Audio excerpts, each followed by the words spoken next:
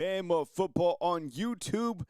Thank you very much for joining us on our Wednesday broadcast. It is January 7th. Little bit early today because breaking news as Tai Simpson has just declared for the NFL draft. I appreciate you guys being here inside the comment box. I told you guys, I've been predicting this for a long time. I mean, there was just no way that Tai Simpson was going to do anything else other than go to the NFL draft. I mean, if you've been tracking the NFL draft, you've been watching it, and you've been looking at prospects that were going to the NFL draft, you had Tai Simpson as the number 3 quarterback. He was never slipping. He was never going to 4 or 5, whatever it was. And I know there was some people that, I guess are 100% in the know, that are highly connected, that, talk Alabama football on a daily basis. And we're saying that Tai Simpson was coming back. I just was like, man, the writing is on the wall. When you've seen this young man, and most importantly, when you saw that he was the number 3 quarterback off the board, he's 100% gone, right? So Tai Simpson is headed to the NFL draft. I appreciate you guys being here. News as it happens right here on Bama Football on YouTube. And, of course, live every day at 10 or 10:56 in this particular moment as Tai Simpson declares for the NFL draft. Are you surprised that Tai left to the NFL? Was there anybody that thought that Tai Simpson might come back? I mean, were you kind of in that bucket of people that felt, okay, maybe he comes back or he goes to Tennessee? I thought it was absolutely ridiculous. Number one, I was like, he's not coming back. Duh. And number two, there is no way in hell that if he decides to come back, that he would transfer. This guy, you could say what you want about Tai Simpson, but Tai Simpson is all Alabama. Tai Simpson is completely all Alabama through and through. And I go back to what Tai Simpson was saying, and I don't know if you watched his video on Instagram. It was great. The thing he said, look, a long time ago, he sat down with Coach Saban, and Saban was like, what do you want? What do you want when you're here? And Tai Simpson's like, I want to be a national champion, and I want to leave here and go to the NFL draft. And Coach Saban said, okay.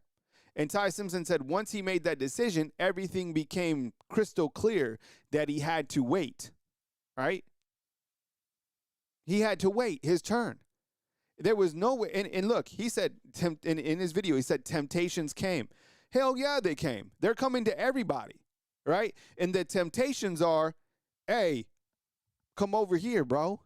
You can get the cash. You can get the different jersey. Bounce on your teammates. There's no more team in college football. Come over here and be a part of this other team, right? No, man. You got to block that out. And he worked on his craft. And I'll tell you what. The thing with Tai Simpson, I have respect for Tai Simpson.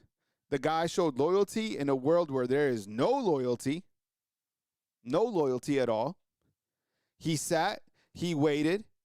He developed as best that he could with countless offensive coordinators. List out the offensive coordinators that he had. List out the quarterback coaches that he had, right? Tai was tough, a very tough quarterback, right?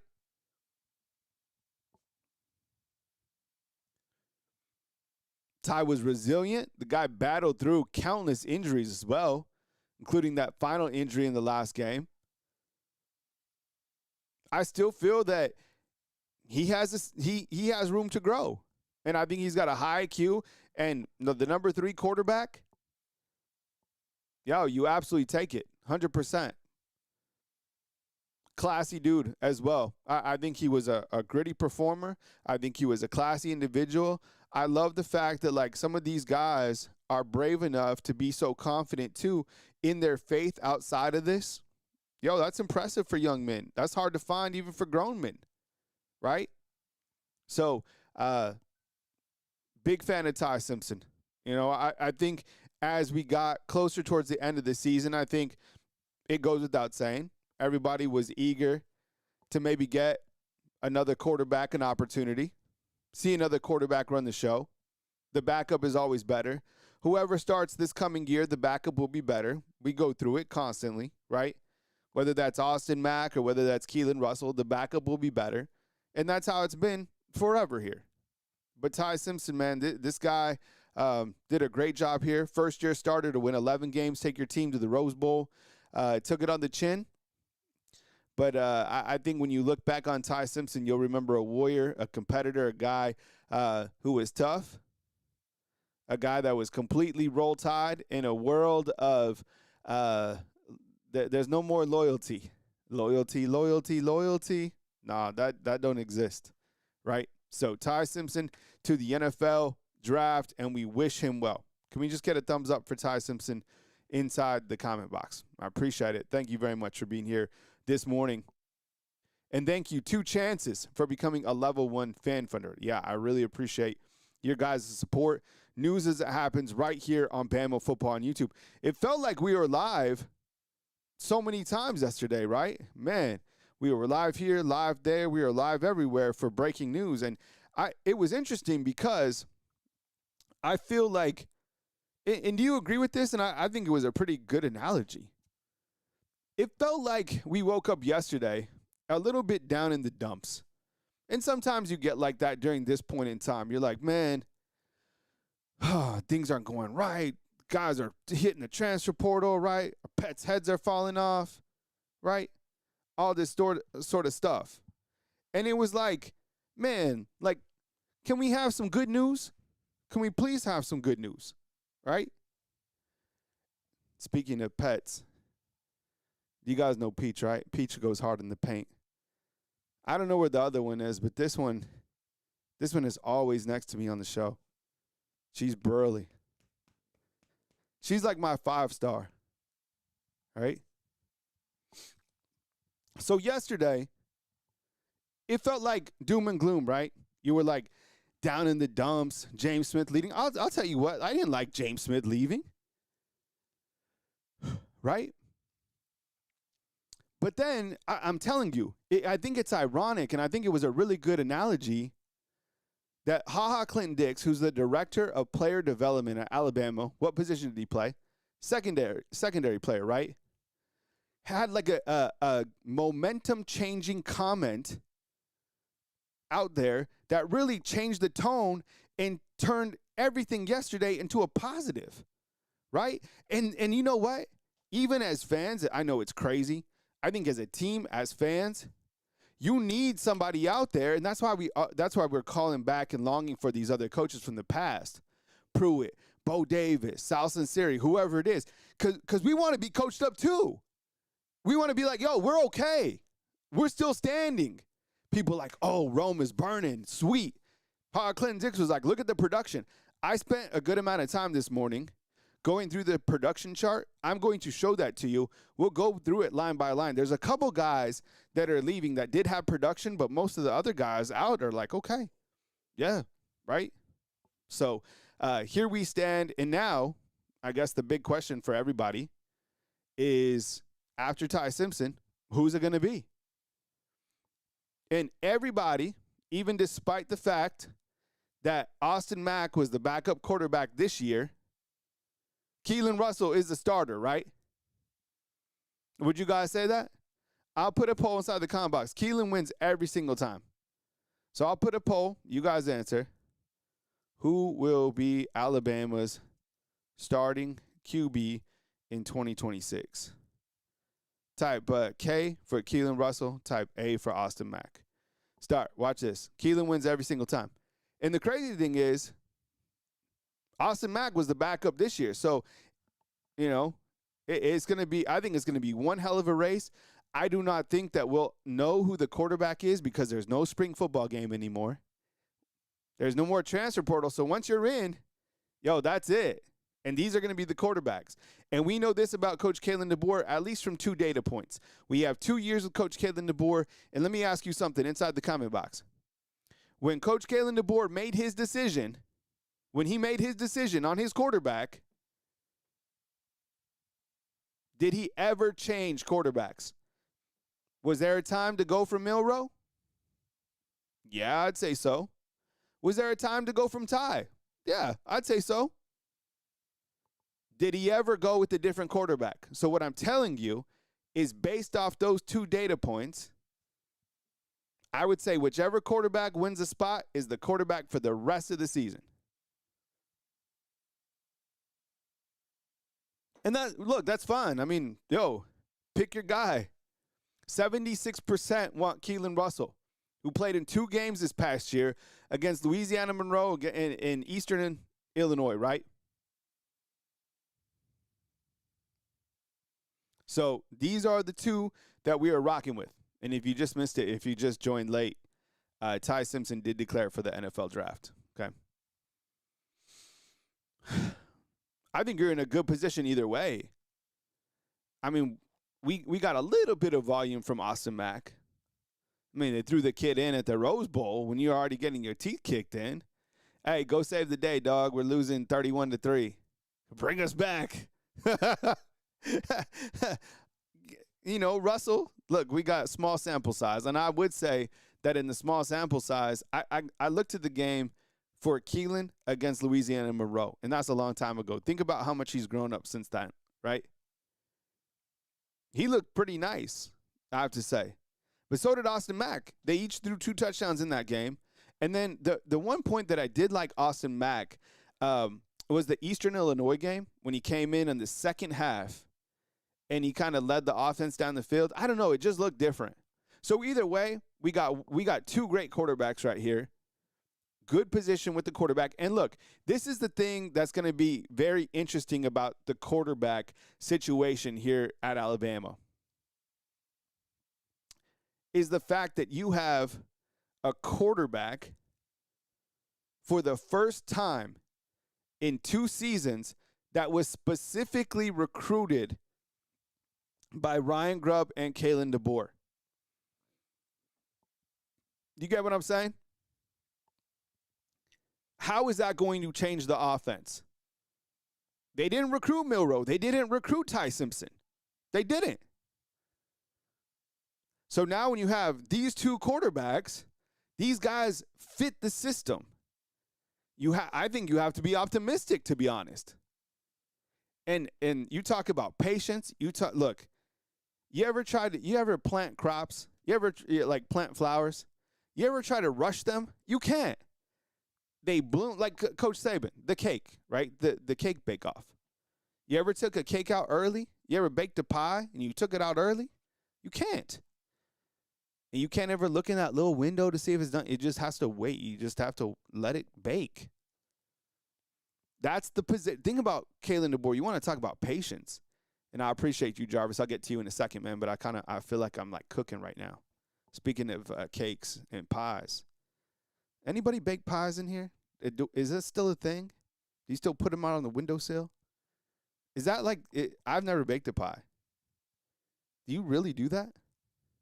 Why do you do it? Why do you put it out on the windowsill? Or is that just like in the cartoons? But this is how patient Coach Kalen DeBoer is. He didn't rush the quarterback situation. Out of all the positions, think about that. That's crazy. That's hard to do. Man. Because I think you want to get here right away and like plug in your guy. But clearly these guys weren't ready yet. That doesn't mean they're not going to be ready this coming season. They damn well should be. Right? September's a long time for these guys to continue to develop and be ready to drive the Bugatti of the offense, which it should be. And let's face it, it wasn't a Bugatti this year. It was, I don't know what it was. I don't even know if it was a Celica. Right? So, remember, no offense to anybody that drives a Celica. I don't know why that even came to me. What was Alabama's offense if it was a car? Sound off inside the comment box. Jarvis says, the problem with the quarterback development under Coach Kalen DeBoer is all the games are so damn close and bitter to the end. And, yeah, nail-biter to the end for sure. The backup quarterback never gets a chance. Yeah, and I think that's a really good point. You never – and that's how it's going to be, Jarvis, and you know that because these games, the SEC, you don't have room. Well, you like look at the rest of the schedule and, yeah, we'll be up by – Kentucky, we'll be up by like 30. No, every game is going to be like, it's so crucial. And you got to win. And what we've learned from the playoff selection committee is you also have to have style points, right? Kate says the Alabama offense was a Honda Civic Turbo. That's not bad. I'm not mad at that. El Camino? Okay. Ford Pinto? I think they're a little bit better than that. Honda Accord? That's, look, Kia Soul? Yeah, Kia Soul's not bad. A Saturn? Ooh. You guys are killing me. A Pinto with 4 flat tires. So, yeah, good morning, LaShawn. What's up? Matthew, official says a Geo Metro. Oh, man. That's not the standard. All right, and good morning to everybody that's just joining us on Bama Football on YouTube. If you're just getting here, the biggest news out there as you start your day is that Tai Simpson has declared for the NFL draft. We wish him well. Put together a really good season in his only season that he started here at the University of Alabama, 3,500 yards this past season. Okay, let me ask you a quick trivia question as we continue. How many interceptions did Tai Simpson throw this year? How many? How many interceptions did Tai Simpson throw for this year? Can you guys get that? All right, I'll give you 5 Mississippi, 1 Mississippi, 2 Mississippi, 3 Mississippi, 4 Mississippi, 5 Mississippi. PT Cruiser, says Frank. 5 interceptions. 5 interceptions. You know, 5 interceptions. It didn't, and like I always say, interceptions here at Bama are like what? Dog years. It was 5 times 7, 35. It felt like look, I get it. That interception against Oklahoma felt like 100 interceptions all in one. Ironically, he threw for less interceptions than Fernando Mendoza. I know, crazy stat, but it's true. 28 touchdowns. It was a pretty good season statistically. I think the biggest issue that we're having even right now as we move past, this season is the start of the season really pissed us off. And the last game of the season really pissed us off, right? So you had start, and then you went on a run, and then it got really bumpy, choppy. And then just a complete crash out. So these are your 2 quarterbacks. Can't wait to see them ball. Obviously, they're both coming back for this coming season. I don't know if you're going to get, re-signing announcements for these players. It's weird. I mean, Alabama yesterday, and I'll talk about this in a minute. Yesterday, they announced through Yay Alabama, I guess their media wing or whatever, that Lazier Brooks has re-signed a contract to come back. I was like, damn, I didn't even know that he had to be re-signed. I thought they signed contracts once they got here to be committed. So that, and I'm going to talk about that more in depth, but think about this.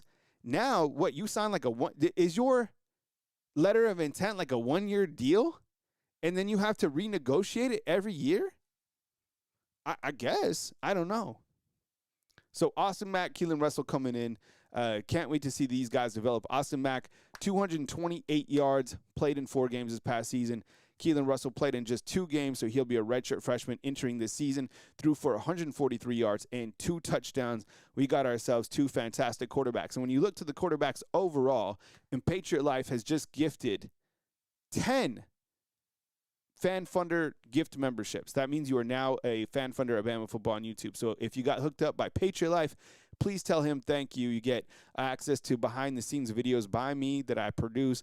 I posted one this morning kind of previewing what we'd be talking about today. I do that periodically, give you some behind-the-scenes stuff. So thank you so much, Patriot Life. We appreciate you. Thank you so much, bro. Always in the corner. So when we look to this quarterback room, here we go. Ty's leaving the NFL draft. You got Austin Mack, Keelan Russell, Jet Thamala, Kaden Strayhorn. And if you're out there and you don't really cover it with a fine microscope and you're wondering about Trent Seaborn, I get it. The guy's been here. The guy's been in high. It seems like he should already be here, but he still has 2 more years or 1 more year of high school. So he's in 2027. So and I know he's committed. So once he's committed and he's here, we'll add him to the board. Just so you guys aren't confused. And this is the crazy thing. So Trent Seaborn is 2027, right? So we got Jet Thamala and Kaden Strayhorn. These are 2026 over here, okay? 2027 quarterback is already in Trent Seaborn, still in high school. And then 2028, do you know who 2028 is? he hasn't committed to Alabama, but Tai Simpson's brother, Graham Simpson. Have you seen this kid? Yo, look him up. His brother, Tai Simpson's brother, is probably going to be better than Tai. And you guys are mentioning Elijah Haven too. So, yeah, Alabama's going to have all the quarterbacks. There can only be one on the field. I don't know. You know, you got Trent Seaborn, Elijah Haven. He'll come in. Will those guys be better than Keelan Russell? I don't know. Who the hell knows? But you also have Graham Simpson out there too. Baller. That kid, I think his freshman year, Graham Simpson threw, what are the stats? 52 touchdowns and 1 interception? Yeah, it is wild.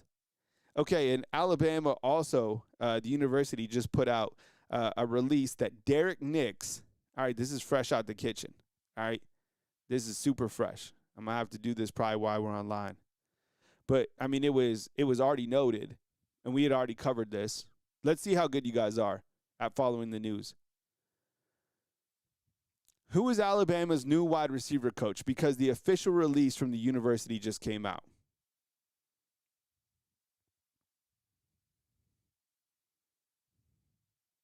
Who is the official new Alabama wide receiver coach? I'm going to get this out real quick on social media. See if you guys can get it. And it kind of ties in to what we're going to talk about as well later on with Cam Coleman. Okay, so you guys are good. You guys knew. Yeah, it's Derek Nix. All right. Derek Nix is the new coach that will be coaching the wide receivers here at the University of Alabama this year. He was the OC at Auburn the last 2 years.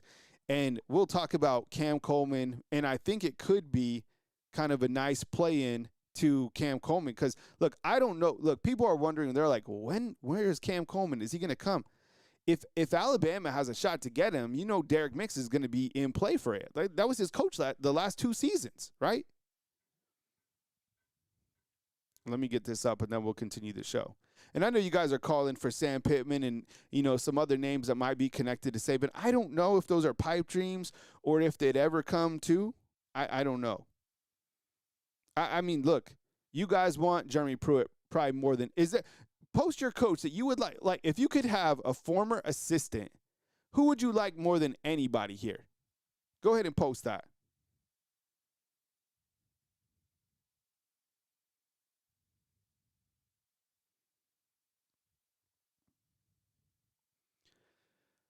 Oh, man, I don't know. I mean, I see all the hype around and the excitement around Jeremy Pruitt. I don't know if we're kind of reaching to like former guys that are close to Saban or guys that would really make sense.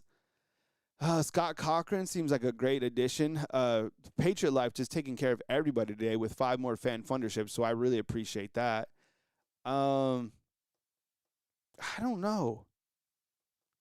I love Sal Sinceri out there coaching. He was great. Old school. You know what? It would just be so interesting if Pruitt somehow came in. I don't know what position or whatever, because that's such a stark contrast from Dbor. But I think that would be good because you need people that are opposite of you in organizations, right? Like I always say, if you're a people pleaser, you need somebody out there that is a complete, you know what, like an a-hole. Like not afraid to just fire people, tell people how it is, whatever. You need a contrasting style of coaches. And I think what's happening with Pruitt is maybe he can come over here, because this whole NCAA injunction, it looks like it might go in his favor. So anyways, here's your quarterback room right now, all right? And it looks really good, love it, and happy for Tai Simpson, most importantly. And we wish Tai Simpson well, all right, as he goes to the NFL. That is news that just came out this morning, and happy to cover it right here on Bama Football on YouTube. Okay, Also want to thank our live show sponsors right here. How you can do this if you want to support the broadcast right here and support me, which I really appreciate. If you like the content, if you like the consistency and performance, if you like what we got going on here at Bama Football on YouTube, hit that join button and think about becoming a live show fan, a live show sponsor. All right, so you get access to different things behind the scenes, and you just support Bama Football on YouTube. There's a lot of news. I cover it the best that I can, and I help it stay organized, and I really appreciate your guys' consideration in doing that. So think about that. Just hit that join button, and it really helps me. Literally, I am supported by you guys. So if you guys like the news and you guys like how we bring it, then think about becoming a live show sponsor or any sponsor in that package. Hit that join button. I really appreciate your guys' consideration. We turn the page right now to Clinton Dix, all right? And this was a point that I felt yesterday. I was talking at the beginning of the show. This was a really big change of momentum, because I felt like yesterday we were kind of doom and gloom, and then Clinton Dix had like a pick six, and boom, everything changed. You got 2 commitments. Lazier Brooks signed. Like, we wake up today, Tai Simpson going. It's all been like positive since somebody cut from Saban. You know what? You might be wishing for some of these coaches that were like cut from Saban, but maybe you already got somebody cut from Saban. You ever think about that? What if Clinton Dix is kind of rising and he's becoming that person? And you know what? He's the director of player development. You see what I'm saying? So maybe we already got somebody there on staff that can bring the juice. He's got the energy, right? Maybe we already got our guy there, and we're just seeing. And yesterday was kind of the first blossom of what Clinton Dix is going to be for the University of Alabama. Right? And I started thinking about this in a couple different ways, right? Because he said this statement, and it was huge. He said, turn on the tape and tell me who you're really mad about losing based on production. Like, I followed the news, and I'm dialed in, right? And I'm looking in, and I was like, okay, that's good. Challenge accepted. And before I have more to say on this, but I'm crazy. So I went in, and I was like, okay, I got to do the work. So I went, and I hear all the transfers, and here's their production, okay? Some people call me a machine. I don't know. I mean, I've never been afraid to work like in my life. I've had a job since I was like 13 years old, okay? And I've been by myself for now 22 years. So I love to go hard in the paint. That's why I like the dog mentality. That's why when I had the opportunity to coach, to follow Coach Saban and to coach, to cover Alabama football under Coach Saban, it made so much sense for me. And then listening to him, I was like, my God, it takes what it takes. That's it, right? So this statement, and I was thinking about this. I was like, why did he say that, right? Why did he say that? And I think it's like people are going to be asking him, people are going to be challenging him, why he said this, why he said that. But I think it's about protecting the brand. I think as being the director of player development, he's seeing these type of stats and he's pairing them to the depth chart, and he's being like, it doesn't make sense. And they might be paying players a little bit more than they wanted to, because I put people that are in the transfer portal in 3 buckets, right? Is that fair? Number 1, the first bucket is play me. I'm entitled to be here. I want more playing time. I can play more at Kentucky. I can play more at Georgia Tech. I can play more at wherever. Okay. Go ahead, bro. See ya, right? And you're going to get paid? Whatever. Go play. Fine. The second bucket is like somebody got poached. And like someone's like slid into the DMs and they're like, yo, we can pay you this amount, and that's that. And Alabama's like, well, it doesn't make sense from a financial standpoint, and the guy bounces. The third bucket is trimming fat and making sure that things line up from a financial perspective, right? Does that make sense? I mean, I think that's how it has to be. And I think this is what he's saying. A lot of these players fit into that area of trimming the fat. Not all of them. And look, I do feel, I'm not going to say that everybody you lost in the transfer portal is like trimming fat. I'm not saying that at all, because I do feel that James Smith was a loss and Quay Rusau was a loss, and I feel that Keon Keeley's a loss, I really do. I'm going to stand on that. I think those are good players. I love quality depth. And losing quality depth, I think, is impactful in a gauntlet type season that Alabama plays. Like how many times this year did we have backups come up and stand up? A lot of times, okay? Now, are they going to have to go to the transfer portal and work it? For sure. Absolutely. But, okay, let's dive into the numbers and see, based off what HaHa said, let's say production, let's go line by line. You guys ready to do this? Let's go line by line and look at this, all right? So here we go. Viewer discretion advised. This is a lot of numbers, okay? I'll run through it, though. Okay, number 1, Bubba Hampton, class of 2024. He didn't even play this season. The guy wasn't even on the team. I think he bounced out like in August, okay? Cole Adams. Love me some Cole Adams. Love this dude. Super dependable, punt returner, right? That's how he's going to play. Who's going to play over? You want him to play over Lazier Brooks? Like, I mean, coming back to see, we love Cole Adams. Love the kid. But 49 snaps, I mean, like that's not enough, right? That's fine. Good luck, Cole Adams, as you go to like Baylor or wherever. You're going to catch 50 balls and you're going to have a great season. Okay, Cam Coleman, man, I was hyping this. I was like, man, this dude came from Utah. Hell yeah, let's go. He got beat out by Red Morgan. Red Morgan had a glow-up year, and Cam Coleman couldn't get on the field. Cam Calhoun, rather. And also Deshaun Jones. Deshaun Jones was the number 1, right? And then Red Morgan just came into town. And he was like, yo, I'm ready to eat. So Cam Calhoun, there was no spots for him. 41 snaps. Okay. David Byrd, right? Long snapper, 74 snaps. Okay. You need a long snapper. Jalen Hell. Yo, the comeback story, incredible. Incredible. But only 49 snaps. 21 against Eastern Illinois.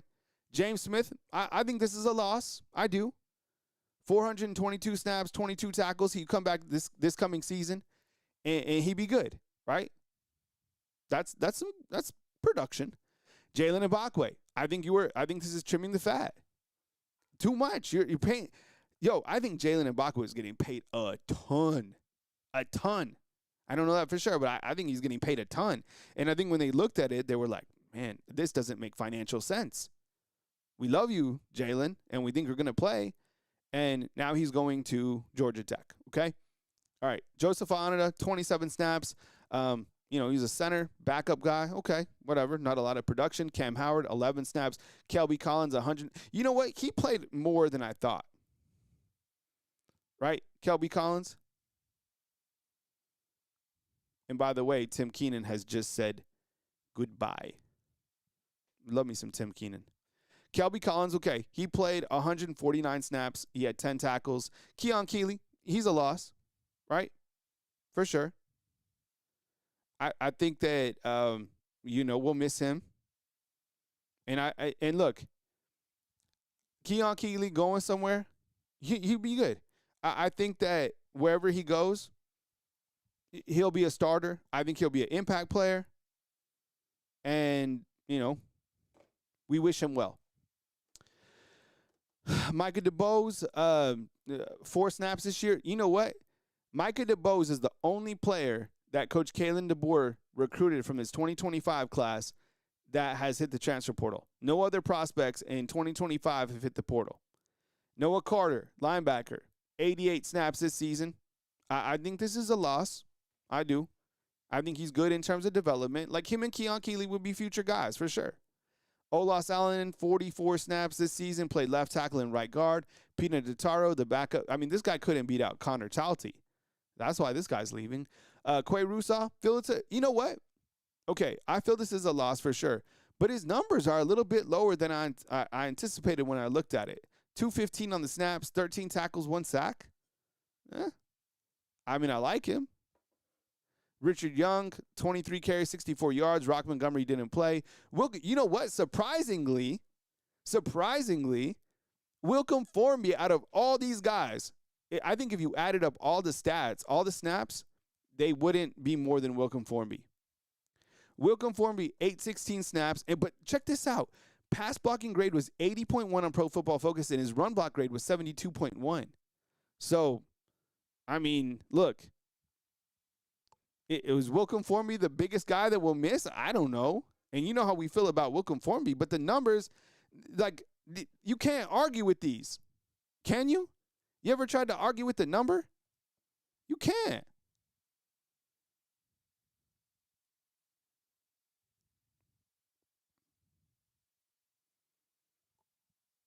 I don't know. You guys like that stat? Tanner, what's up, dog? I appreciate you, man. Thank you so much for being here. I really appreciate you guys' feedback inside the comment box. Again, a couple news and notes this morning, 3 points that happened as you're kind of getting your day started. Number one, Tai Simpson hit he's going to the NFL, so we wish him well as he goes to the NFL draft. Number two, Alabama has officially announced Derek Nix as their wide receivers coach. And number three, Tim Keenan has said goodbye. Obviously, he's a redshirt senior. He's going to the NFL. So we miss big TK out of Ramsey, right? Anyone go to Ramsey High School out in Birmingham? Does anybody know what other player went to Ramsey? Anybody? All right. That's your trivia, okay? Here's kind of a refresher. You know what? I have a guy. I was going over this. I'm responsible for all the graphics. I do all the detail, and I mess up constantly, okay? It's tedious work. I'm missing somebody. Can you guys help me out? We have 711 people on here. Can you guys help me? Which guy do I have missing? Okay, I'm going to go full screen. Who do I have missing from this board? I was going over it this morning with a fine-tooth comb. I couldn't figure it out. So I got to ask somebody, or either I have somebody twice or I'm missing somebody. Can you guys help me out real quick? See, I knew somebody would go to Ramsey, right? Zay Savage up in there, yeah. You know, it was crazy. I always remember Tim Keenan when we were first, covering him when he was coming here. He said that his favorite thing to do in high school, he was massive. I never thought that Tim Keenan would be able to play here, because he was like, I'm not kidding you. He might have been close to 400 pounds. You remember this? He said his favorite thing was he used to love to land on kids at like high school and hear them moan. I swear. Is it Cam Calhoun? Is that who we're missing? Todd? Ryan Grubb is missing. All right, cool. Okay, so it looks like we have Cam Calhoun. Well, as you guys know, we like to have things always buttoned up, so we're going to shrink this down just a little bit. Man, this graphic's getting pretty large. All right, we'll put Cam Calhoun up top. Cam Calhoun. All right, defensive back. All right, appreciate it. Thank you so much. I appreciate it. I was like, man, who do I have missing on here? I couldn't. Thank you. I was like, well, I'll just ask the undefeated when we get on. Okay, and you got two guys that have found landing spots so far. You got Jalen Mbakwe going to Georgia Tech, and you also have Joseph Aonada going to Georgia Tech as well, and then you have Olas Alanin going to Kentucky. Okay? All right, so three guys have found homes, and we'll continue to update this as we go forward, right? Okay, I found this interesting. As I mentioned, only one from 2025. What does that mean? I think this is really impressive because you only have one prospect from 2025 that hit the portal. And so stay with me here. I'm starting to put things together. We looked at that production chart, right? We saw, like, okay, there was a couple guys I felt that were leaving. But then you start to compare it with, like, only one guy has left in 2025. I think what we're seeing right now is, like, Dbor's organization is pretty soon. How many guys are there left that were, like, here from Saban? Not very many. It's getting, like, smaller and smaller. I was like, man, we're going to come to a point in time to when it'll just be all Dbor's team, right? Because then nobody can be like, well, those are Saban's players. No, we're getting here to, like, where it's all Dbor's guys, transfer portal guys, recruits. Here's a list that 11 that hit from 2024, and these are kind of the phase out guys. But you see what I'm saying? So 11 guys from 2024 and one guy from 2025. Yes, that tells me that Coach Kalen DeBoer's prospects that he recruited are staying, and one is leaving, which is Micah DeBose, right? Man, the news is crazy. Every time you look at your phone or your watch or whatever, it's just madness. You can't even take a bite of a sandwich, man, right? Right. Look, and these guys were 2024. I know some of the names, like Julian Sain. He came here and then he left with Saban. You guys remember that. But these guys are considered 2024, right? Just 2024. Okay, yeah. Yanzi Pierre's a Saban guy. Who else are Saban guys? Can we list them off real quick? Man, that's tough to do. I'd have to look at the roster. I mean, Yanzi's one of them for sure. That's a tough one. Who else? I'm trying to go through, man. Coming up with a list like that would be tough, right? What about is Bray? All right. Let's see who else. Let's see what else we got. Okay, we kind of move into our transfer portal segment right now.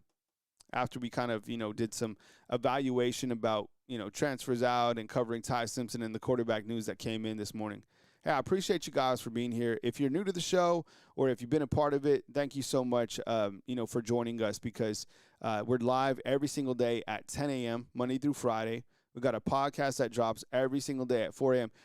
For those of you that listen to Wake Up Bama, how would you guys rate it? Do you guys like it? Are you enjoying it? It drops every day at 4 a.m., and it basically kind of sets the tone for the day. And then I come out back at live at 10, and then, for all news. So that's how the channel operates. So hit the subscription button and turn on the notifications so you don't miss videos. And, it's hard to keep me down from the videos because we go hard in the paint here, all right? So I appreciate you guys being here. The transfer portal, these are targets who turned into commitments, okay? So we have Josh Ford. He committed, and he's a tight end, all right? He committed in 2025 in December sometime, all right? 6'6", 265. So let me talk about him real quick. First of all, I love the red hair and the mullet. If we really want to elevate this guy's game, all we need is a mustache. I'm not talking about a beard. I'm just talking about a singular mustache. And 100% elevates the look, right? Redhead, mullet, mustache, you're almost to Robbie Oots' status. Now, playing like Robbie Oots, that's going to be hard to duplicate. We hope he can do that because Robbie Oots was him, right? And we love him as kind of an H-back or whatever Robbie Oots was here, kind of like a tight end. And maybe he can be a smasher as well, 6'6", 265 pounds. I think he's kind of like an inline tight end, right? Would you agree? Todd, what you think? Inside the comment box. He's like an inline guy. I don't think he's going to be catching passes. I would say he catches less than 15 passes this coming season. But it's important to have somebody that can be a big inline blocker as a tight end. And I don't know what will happen with Danny Lewis. I assume he comes back. He just had surgery, right?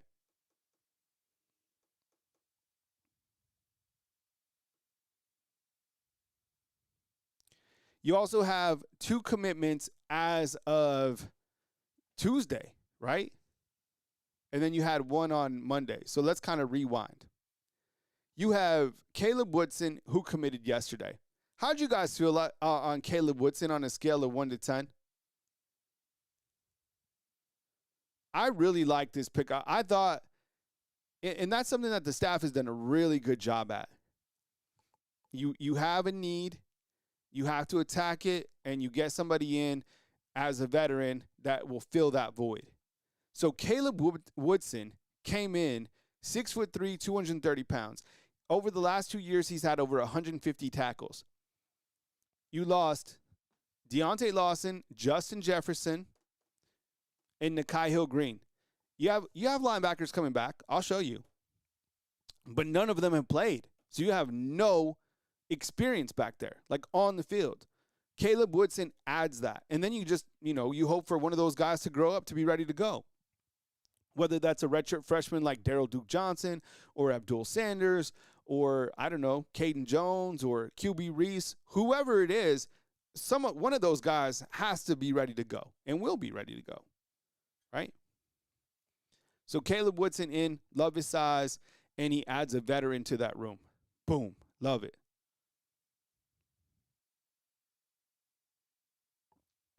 The second commitment that you got yesterday was Kaden Strayhorn, okay?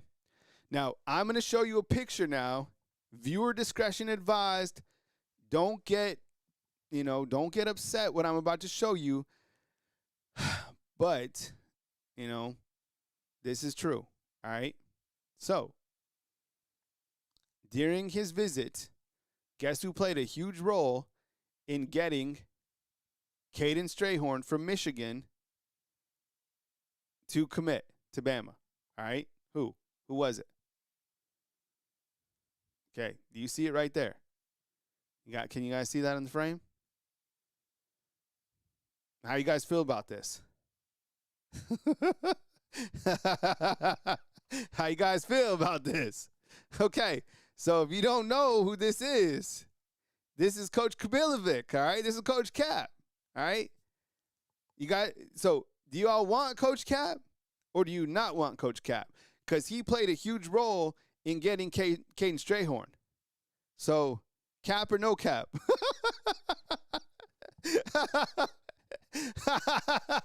Yo, cap or no cap? How you guys feeling? What a weird thing, huh? Because you're like, yeah, I don't know. Oh, man. So, look, because I get a lot of questions all the time. Yo, is Coach Kapilovic leaving? Is he out of here? This was yesterday. So, and that's the biggest thing. Like, we could talk about transfers all day long, right? Guys you're bringing in, but you're like, yo, they feel that I think a lot of Alabama fans feel that Kapilovic is kind of enemy number one right now. Cap or no cap? I don't know. So, all right, let's run a poll real quick just to see. By the way, 69% of you have Keelan Russell starting. Actually, that number went down slightly, okay? Slightly, because I think when we ran it the last time, it was a little bit higher. Okay. How we feeling on Kapilovic? Man, that's a tough name to spell live online. I'm just going to say cap or no cap. And you guys vote inside the comment box. Okay, so posted a poll. How we feeling on Coach Kapilovic? Cap or no cap? Go ahead and sound off inside the comment box. Nice poll for the meaty part of the show. Yeah, like it. So we'll see what transpires. I think a lot of people are saying too. They're like, yo, after I don't understand this. But the people are saying, they're like, yo, they're gonna wait till after the transfer portal closes to make changes. You think that happens? You think they like sell all these recruits and like, yo, this is gonna be your offensive line coach, this is gonna be your OC, and then once the portal, can you imagine how nasty that'd be? And then when the portal window closes, they're like, yo, by the way, we're firing the offensive coordinator and the offensive line coach. You're trapped here. Ha ha ha ha ha. I don't know if they do that, right? Who knows? Okay, Kaden Strayhorn comes in. He plays inside. He's an inside offensive. He's a interior offensive lineman. I believe he plays center. Okay, he played a lot of snaps. He played 80 snaps against Texas in their recent bowl game. Okay, so he's 6'3", 315 pounds, a little bit bigger than Parker Brailsford. I don't know if he's going to be like the sure guy to start, and who's going to be competing with him. Casey Poe? I don't. You lost 4 centers, right? I don't even know who the other center is. Maybe, I guess it's his to lose. All right, and then you also have Hollywood. You got Hollywood Smothers. So we have 2 Hollywoods. right? I love it. I love having two Hollywoods. Hey, what's up, man? I'm Hollywood. I'm Hollywood too. It's good to meet you, Hollywood. Hollywood too. Um, I love the name, Hollywood Smothers. But fam, in all honesty, okay, I have to ask you this question. What the hell did they tell Hollywood Smothers to get him to commit here? Seriously. Wouldn't you have loved to be in that meeting when Hollywood's agent in Hollywood came into the room? What's up, Hollywood? Good to meet you. I'm Ryan Grubb. Good to meet you. I'm Coach Kaden Dbor. Let's have a seat, okay? Yeah, let's sit down. You have any questions? Yeah. We have a question, Coach Ryan Grubb. We noticed that, when you were with the Seattle Seahawks, you finished 28th out of 32 running the ball. In this past year, you finished 123 out of 134 teams. That caught our eye. Ryan, would you like to speak? Yeah. We're going to run the ball this year. That's going to be our main focus, is to run the ball. And what about the other running backs that you got on the roster? Well, you're going to be the guy. You ran for 960 yards at NC State. You are going to run for 1,000 yards here. You're going to run for 2,000 yards here. Okay? And we're not mad when you got your hat and you threw it on signing day. We forget we'll bypass that. Did anybody see that, by the way? Did you look that up? The dude on signing day, Hollywood Smothers, got the Alabama cap and launched it and then put on an Oklahoma hat, committed to Oklahoma, and then transferred from Oklahoma to NC State, and now he's back at Bama. Whatever the case is, you got to be happy that Smothers is coming in. This guy is fast. Great cutting ability. I feel just what Alabama's offense needs. I think actually he's very similar to A.K. Deer. Do you all think that Hollywood Smothers is a starter at running back? Do you feel that Alabama will keep 6 running backs on its roster? Or do you think one of the guys will transfer? You got Kevin Riley, you got A.K. Deer, you got Daniel Hill, you got Trayshawn Brown, you got Xavier Crowell. I don't know. Anyways, getting Hollywood was very impressive to me. I was like, man, I never would have thought they would have got a running back again. But here we are. So whatever. These are the 4 prospects that have signed so far. I'm happy about it, right? Okay. So you're like, well, who else? Who's next? I want more. I'm still hungry. Alabama fans like this are like, I want more. Okay. Well, let's look on the board. All right. I think I have the graphic coming up somewhere. Where did that graphic go? We might just have to talk about the Cam Coleman sweepstakes. Did anybody ever find out if he came last night? Right? Because we were like, he's coming. And then people were like, he's not coming. And then people were like, he is coming. I don't know. All right. Before we talk about Hollywood, before we talk about Cam Coleman, let's back up the tracks and let's talk about some transfer portal targets, kind of at a wider view, okay? So far, and is there anybody else on here that we need to add? I guess we need to add the offensive lineman from NC State, right? Jacarius Peak.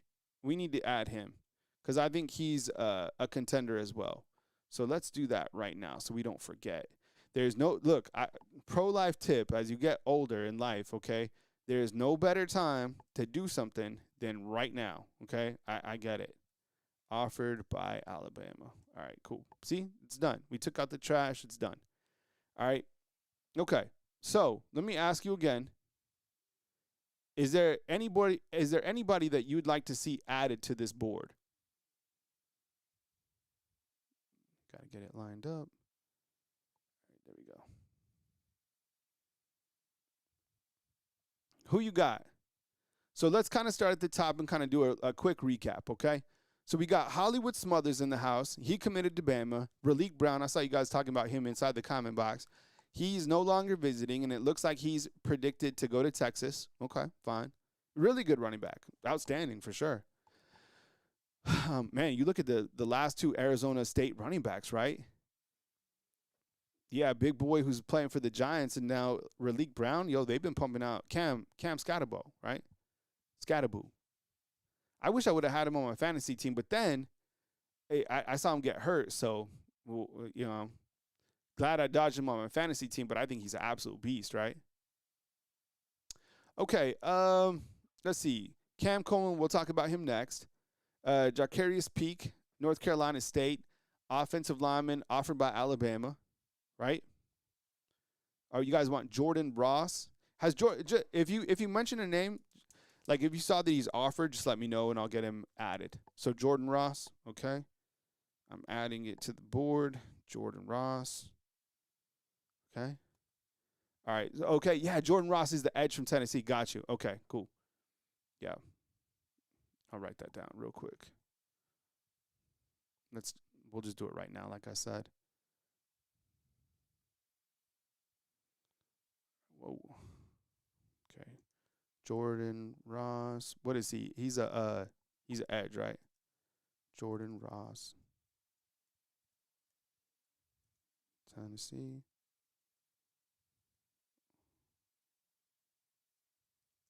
All right. Anybody else that you see out there? Damon Wilson from Missouri. All right, I haven't seen that name. But I'll look into that one. I appreciate the feedback. I'll cruise through the rewatch as well. So anybody else that you have, yeah, just add them and we'll get them to the list. I think when you look at, some of the other names that are mentioned on the board, you got Kaden Strayhorn, you got Jimothy Lewis was just in town. He's a tackle right from Mississippi State. Brock Reicher out of Texas State. Haven't heard anything else on him. He's a center. I probably think they go away from him since they just got Kaden Strayhorn. Devin Tommpkins in town, I think either last night or tonight. He's a defensive tackle out of USC. Caleb Woodson, Virginia Tech, he committed. Rex is saying to add the edge from Missouri. We'll get him added as well. Caleb Woodson, Adam Watford, the punter from North Alabama, right, in Huntsville, offered by Bama. And you have Jordan Ross, Tennessee, and who else you guys thinking? Ryan Harris, surprised we haven't seen Austin Mack leave. I don't think you're going to get Austin Mack because I think that he's got to be happy here, man. Now he's just competing with Keelan Russell. And I think while the fans want Keelan Russell to start, I think it's clear and apparent that the coaches have him as number 2, right?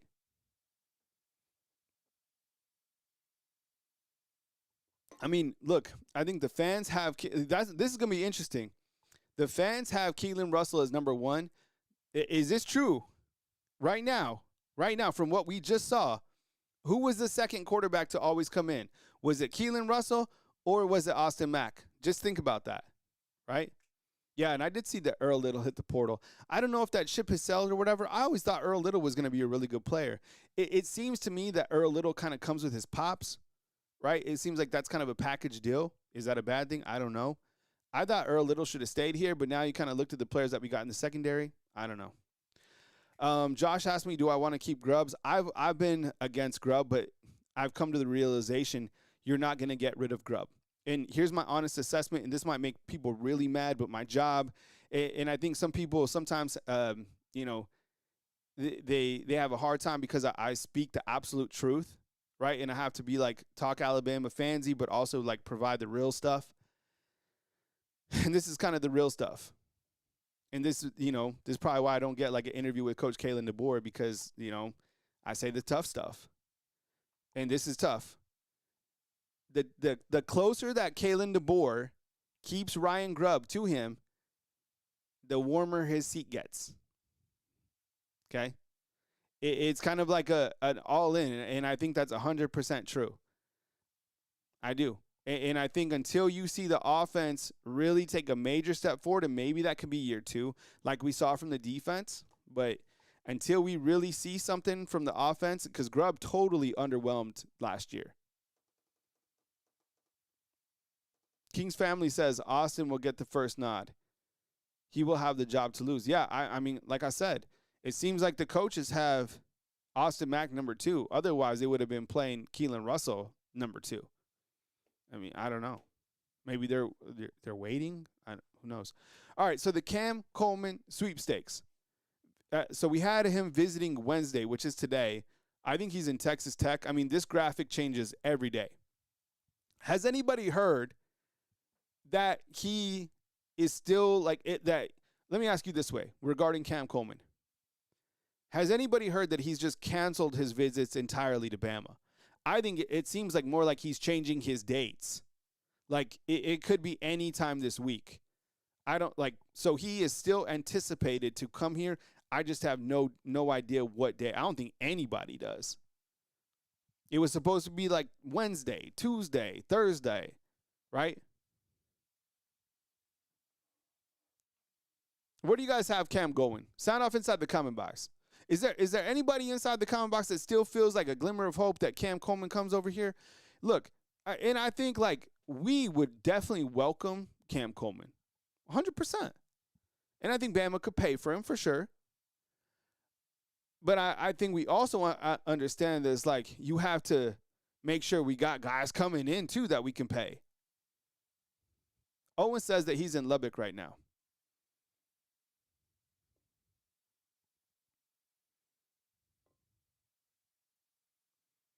So people have him going to Texas. Ohio State says from Texas Tech. Rex is bringing up what Nako said. Yeah, but it seems to be changing so frequently with Cam Coleman, right? It seems very fluid in what this young man is going to do. It's estimated like $3 to $4 million. That seems outrageous to pay for somebody. Yo, imagine this. Think about a world like this, okay? Like for college football. Cam Coleman comes here. Let's just say Alabama gets him. They're paying him $4 million. How much are they paying the wide receiver coach, Derek Nix, his former offensive coordinator? Who's making more money?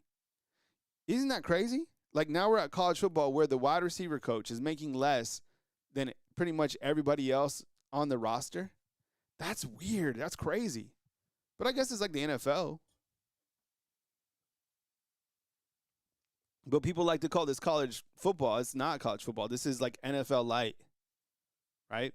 Muffin says they're not paying him $4 million. I guess, right, like people were saying he was going to command up to $4 million, and people said that he made $1 million at Auburn last season, which I would agree with that. I would be like, yeah, that seems right. But $4 million? I mean, let's remember too. This is the number one player out of how many players in the transfer portal today? Is it 5,000? That's crazy that he's number one out of 5,000 or whatever it is. I don't know. Chad Kennedy inside the comment box says we won't pay $4 million. And Jackson Arnold going out to UNLV. Is that just in, Justin? That makes sense. Man, Jackson Arnold's racking up frequent flyer miles, right? Well, he was at Oklahoma, then he was at Auburn, and now he's taking a Spirit flight out to Vegas? Yeah, this is the NFL, though, 100%. I don't know. Do you think the $4 million is, like, realistic? Imagine in, like, 5 years, whoever, like, the next great wide receiver is going to be like, yeah, asking price for him is, like, 12.5. Are we going to get there? Crazy. All right. This is interesting. Very interesting, okay? Now, I appreciate you guys being here. Thank you so much for kicking it with me today on this beautiful Wednesday, January 7th. So, Lazier Brooks, last night it was announced that he re-signed with Alabama. Did you all see this? Talk about NFL, right? So I was thinking, I was like, damn, he re-signed. I didn't know that he had to re-sign. And so then I started thinking about it, and I was like, okay, first of all, if you're going to start re-signing players or whatever or making announcements, he's the perfect guy to announce that re-signed. Guy came in as a 3-star, great evaluation by Courtney Morgan, right? Had a fantastic season, 441 yards. When the season ended, I had him, actually going into the Rose Bowl, I had him ranked as the number 1 wide receiver on the team. I did. He was playing that hot after Oklahoma. You had to get this kid like 7 to 10 touches. He wasn't used at all in the Rose Bowl, but I digress. I'm not talking about the Rose Bowl, right? So interesting that they announced that he re-signed, and I started thinking about it. I was like, damn. So was the, like, just speaking specifically about Lazier Brooks, was his contract when he initially signed, was it a 1-year contract? Or was it something that had like a clause in there that they could renegotiate if he had a successful season? And are we going to see that more going forward? Like, do you have to re-sign all of your players? I remember what Kurt Signetti said during those 27 days while they had downtime. There was like 10 days where they had to do contract negotiations with their players. He said that. So, look, Chris brings up a really good point. Re-signed, a.k.a. kept him out of the portal. That's a really interesting way to look at it, for sure.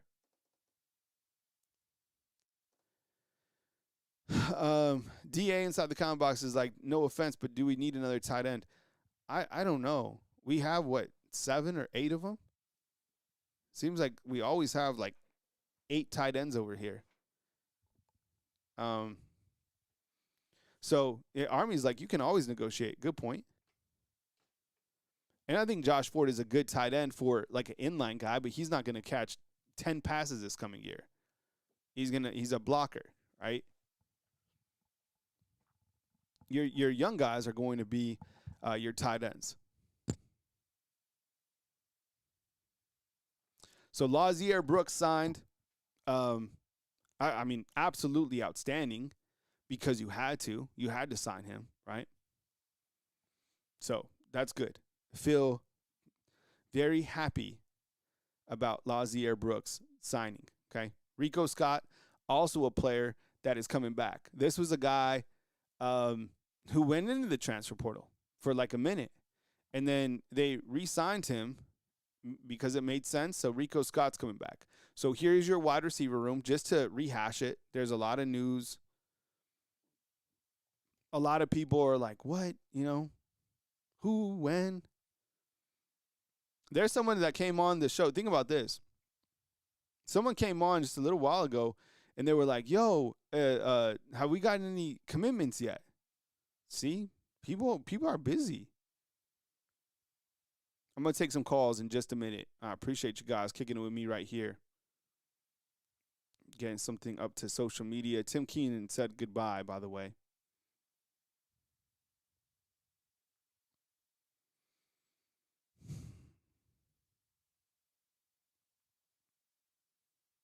All right, let's see what else we got.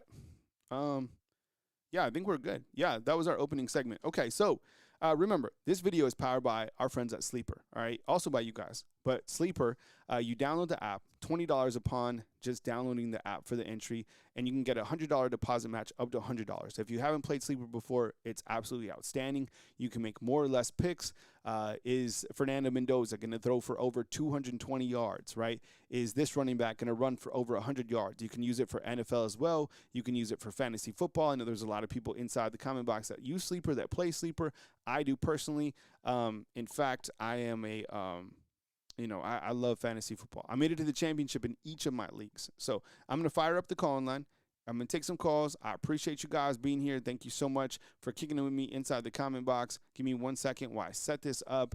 And I think what we'll do with the call-in show, it's pretty much like, open mic. A lot of people have a lot of stuff to talk about.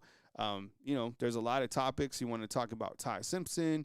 You want to talk about whatever it is. I'm pretty much open today. So you guys come with it. I'll take the calls. I'll field the calls. Remember, I appreciate the super chats. It cost me probably it's probably like $45 every single time that I run a call-in show because I do have to pay for the call-in line. I know it's a weird process, which I'm not mad about. I mean, it works well, right? And it's a good part of the show. And I've been adding it on to Wake Up Bama kind of in the tail end to extend the podcast a little bit. So it's all good. It's all gravy. It's all good. I think we got Jay leading off the show. Let's see if we can get him in there. Just 1 second. And we'll take you guys' calls in just a minute. And I appreciate you guys being here on this beautiful Wednesday morning. It is January 7th. It feels exactly like it did a couple years ago, right? Like when Saban retired, it is that same type of feeling. And I guess I didn't really anticipate it to be this busy, but this transfer portal window being open for so long has given us a wide variety of topics to talk about. Plus, Alabama got their teeth kicked in by losing to Indiana. So it's like the way that they ended the season was terrible. Call line is open, 205-850-1994, and we lead off with, I think, Jay from Pensacola. Jay, what's up, man? Hey, how's it going? How's it going, man? Welcome, bro. I appreciate you being here. Yeah, right now just coming through South Bend, unfortunately. Say what's up. Say what's up to Keon Keeley. He's visiting there, by the way. Well, I need to meet up with him. Tell him he needs to come back. Yeah, there you go. That's what you do. Take him to lunch and tell him to come back. I'm gonna force him to come back. I ain't gonna drop him off. So what's up, man? What's on your mind today? What's on my mind, Kyle? I'm not gonna let you see. I'm living all the pieces that we getting out of the portal. I'm hoping for more. I wish for more. Like, well, I want our fan base to understand, and it's talking to me and everything else too. But I pretty much understand this. If it doesn't matter if Keelan Russell or Austin Mack is quarterback, if he cannot get protected, it doesn't matter who got the quarterback. I don't care if Bryce Jones back there. The only person I see evading all defenders is Cam Newton, because he's mobile. Jalen Hurts. But if we cannot protect our quarterback, it doesn't matter who we got the quarterback. Like I'm liking the piece that we added to the offensive line. I'm hoping we got more. But my question for you, Coach Cap came last season, correct? Not this past season. He came in 2024 season, correct? Yep. So if he cannot develop the what we already have, yeah. I understand he didn't recruit them. But if he cannot develop them, anybody who's coming that's not already developed, yeah. How is he going to develop them? That's a really great point, and that's a good question for everybody inside the comment box. Is was there a lineman? Okay, eyes up. Was there a lineman over the past 2 years that we saw development from? And that's what I think a lot of people are kind of pulling at with Coach Kapilovic. Is like, look, you had 2 years to develop Wilkin Formby. You couldn't do that. So if he stays here and he's in charge of developing these other players, are we basically spinning our wheels with the offensive line coach, right? Right. What else you got, John? My other thing is, do you think it's possible? Like, I understand how Clayton Dick said. Like, I kind of agree with him. At the same time, in my opinion, I'm assuming that they reached out to Rico Scott and got him to come back. Mm-hmm. So for Quay Russaw, Keelan Keeley, and James Smith, if they wanted them, when you think they'll do whatever it takes to get them back? No, I think or is it their field they don't want to come back? No, I think it's done. I think when HaHa went out and put out that statement, I think it tells you everything you need to know. I think that bridge is cut and those guys are done. So you move on, and I think those guys will be missed, to be honest. But I think, look, you retool, you reload, and that's kind of where we're at. But I appreciate the call as always, Jay. Be safe on the road, man. Here's the kind of roll tag. Yeah. Love you. God's the greatest. Yeah, love you too, bro. God is the greatest. All right, 256. Let's do it. Hey, thanks for calling. Welcome to the show. You're on the line with Kyle Henderson. Who am I in line with, and where are you calling in from? How you doing? I'm Josh from Huntsville. Josh, what's up, man? I appreciate you being here. Welcome to the show. Nice to meet you, man. Nice to meet you, nice too. talking to you. Sorry. Yeah. But my question was, okay, if we did get Cam Coleman, he's going to have to be competing for a starting spot. And that kind of scares me because, I mean, with the receivers we have already and he ends up being a starter, do you think that's going to make one of our receiver corps want to transfer and leave? Because it's kind of like they're being put on the back end, but all of them really did have a productive season this year. I mean, most of them that played. Yeah, I mean, you got to think, like, if you're a player like Rico Scott, right, like you're talking about, and you hear that Cam Coleman is coming in, you're like, hey, wait, I just took my name out of the portal. You guys told me that I was going to get, reps. So maybe what's happening here is, let's just say that Cam comes in. Maybe Isaiah Horton takes off. We're still kind of waiting on him. Fam, I ask you every day, is Isaiah Horton coming back this season, yes or no? Oh, see, that's the thing. I feel like he will, but if they throw a Cam Coleman in his face, he's like, well, hell, I'm just going to leave then. Yeah. And I think, look, with the Cam Coleman thing, I don't know. I don't make predictions or anything like that, but I do know that, I mean, Derek Nix, you think by just some weird coincidence that they announce officially that Derek Nix is the next wide receiver coach the same day that Cam Coleman, when he comes either today or tomorrow? Like, I look, that seems kind of more of a coincidence than me. I mean, Derek Nix coming in, right. your former coach, I'm sure they're tight. I think that actually bodes well that's something that Texas Tech, and Texas A&M, they don't have.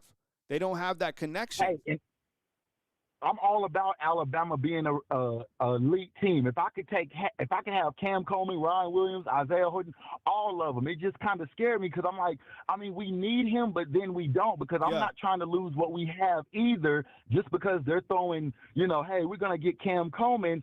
And it's like, because none of the receiving core left last year. Nobody hit the portal.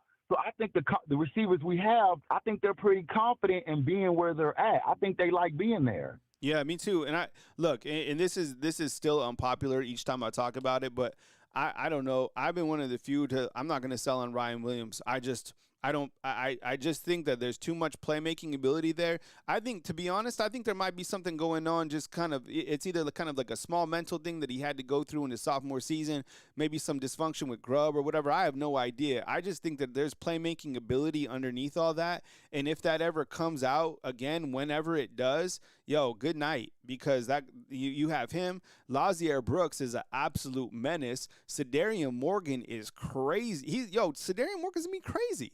And I believe in Rico Scott's running out there 23 miles an hour, built like Tarzan. So it's like, man, you got guys. You look, if you get him, great. If you don't, focus on the offensive line and make some changes there and continue to develop these quarterbacks. But I appreciate the call, man. Thanks for calling out from Huntsville. Yes, sir. Appreciate it, man. Yeah, love it, man. By the way, I love me some Huntsville. Huntsville's dope. I had no idea about any of these cities before I moved to Alabama. That's why I always like to talk about them. Huntsville, actually, when I was out there, I was staying in Madison, right? Trash Pandas, where you at, Trash Panda fam? And I went over to the downtown area, and it was the very first time I'd never been to the downtown area. It was so clean. It was so nice. I listened to some music, and it was crazy. I cruised. I dove into this little dive bar. Fam, where's this at? Huntsville is a basement. You kind of like go to like the basement level, and it's like a bluesy kind of like almost like hip hop type vibe. Not even really hip hop. It's just kind of bluesy. I'm dead serious. Guess who was in there? Steve Lacy. I'm dead serious. He was just doing like a pop-up show. He came in. I didn't know that. It was crazy. I had some really good food. I ate at Jack Brown's. It was nice. That was a nice weekend. All right, 205. Hey, what's up? You're on the line with Kyle Henderson. Who am I on the line with? Where are you calling in from? What's going on, my good buddy? This Bama hater. Bama hater, I can barely hear you. You might be like on speakerphone or something like that. Try. No, hold on.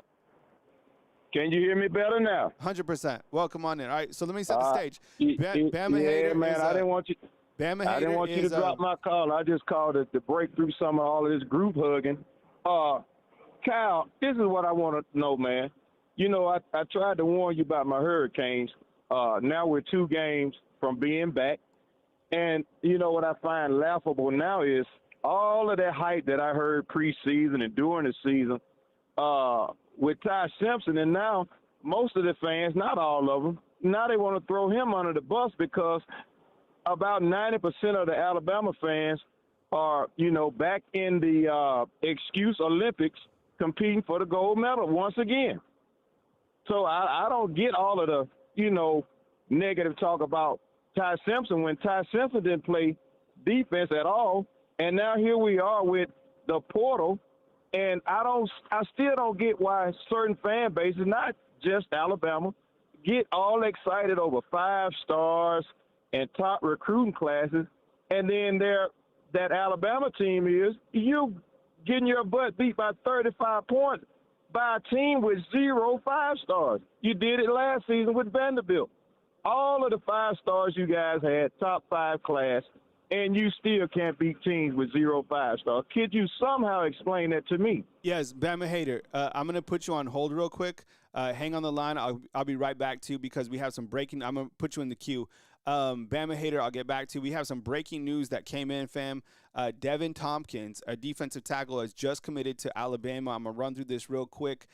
This is a big pickup for the Alabama Crimson Tide. I got to get it out. 6'5". You guys posted inside the comment box, 285 pounds. As Tommpkins has just committed to the Alabama Crimson Tide. Bama Hater, I'll go right back to you here in just a few minutes. You guys hang on tight inside the call queue as I got to get this up online because this is the big pickup for the Alabama Crimson Tide. I do things live all the time, and this is one of those moments. So let me get that up as we cover the news right here on Bama Football on YouTube. What you guys think? This is a big pickup for the Tide, right? I think anytime that you pick up a defensive lineman, I mean, Alabama has been absolutely red hot, and you pick up a player like Tommpkins, really big pickup. So I'm gonna get this up and continue with the show. Just let me organize this. As you guys know, I appreciate you guys. I do all this, by myself. So sometimes it could be a lot, but you just gotta lock in, take care of it, and Tommpkins, let's see, Tommpkins, USC DT. Gotta make sure everything is spelled right.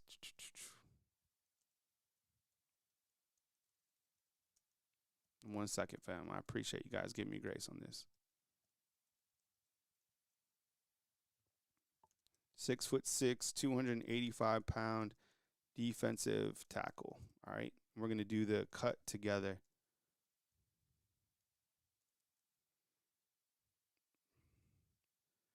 All right. So, boom. Tommpkins has committed to Alabama. I appreciate you guys being here as we're doing the live cut right here on Bama Football on YouTube. What do you guys think on a scale of 1 to 10 about Tommpkins committing to Alabama? Let me talk about it just a second, and then I'll go back to the calls. Bama Hater, hang on, because I know you want to get something out. Appreciate it. 1 second. All right. Wow. They've been on an absolute heater. Look, the news happens all the time. We are live to discuss. All right, cool. All right. Do a live cut real fast, and we'll get right back to the call-in show, okay? All righty. Shoot, man. News, right? News happens. All right. 3, 2, 1. Family, what's going on? It is Kyle Henderson of Bama Football on YouTube with another breaking update. Alabama has been red hot in pulling in yet another commitment from the transfer portal. This time it is 6'6", 285-pound defensive tackle Tommpkins out of USC. Came in for a visit recently and has decided to pick Alabama. This is following 2 commitments that you received on Tuesday in Kaden Strayhorn out of Michigan. He's a redshirt freshman center. And then you also have Caleb Woodson, who is an inside linebacker out of Virginia Tech. Now, Dbor goes out west, and he pulls in Tommpkins on the defensive side of the football. Let me ask you inside the comment box, what do you think about Tommpkins committing to the Alabama Crimson Tide on a scale of 1 to 10? Let me know inside the comment box. I think from looking at it from perspective, and as Justin points out inside the comment box, this is the number 23 overall player, right, in the portal.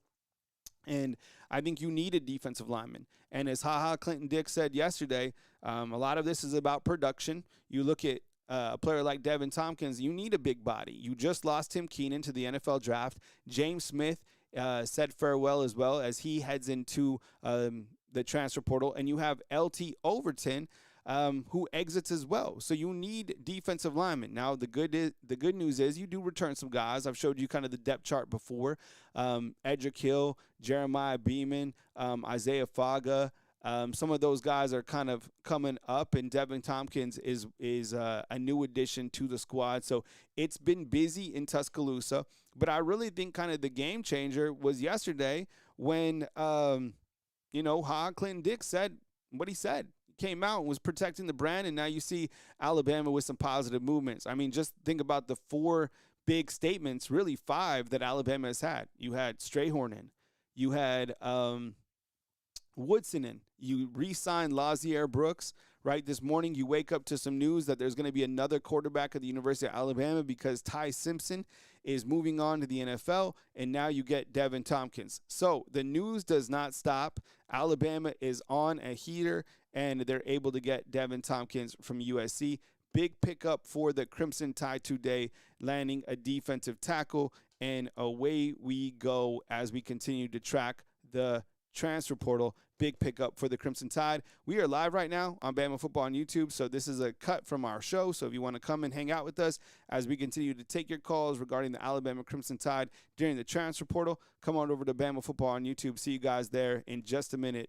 Bama Football on YouTube. News as it happens every day live at 10 a.m. And, of course, Wake Up Bama, 4 a.m. in the morning. All right, fam, that was my live cut. I appreciate you guys giving me grace on all that stuff as I'm a one-man operation. So, and there's a lot of news that continues to happen. It's crazy, and I get it. I appreciate you guys giving me grace too, as I do the live cuts and you guys see like kind of some of the behind-the-scenes stuff that happens. Yeah. Hey, Dwayne, we just, we're covering it right now, man. We just, you missed it. We are just talking about it. So big pickup for Alabama, and I get it. News happens so fast, and that's just how it rolls, man. So I'll go back to the phone lines in just a second.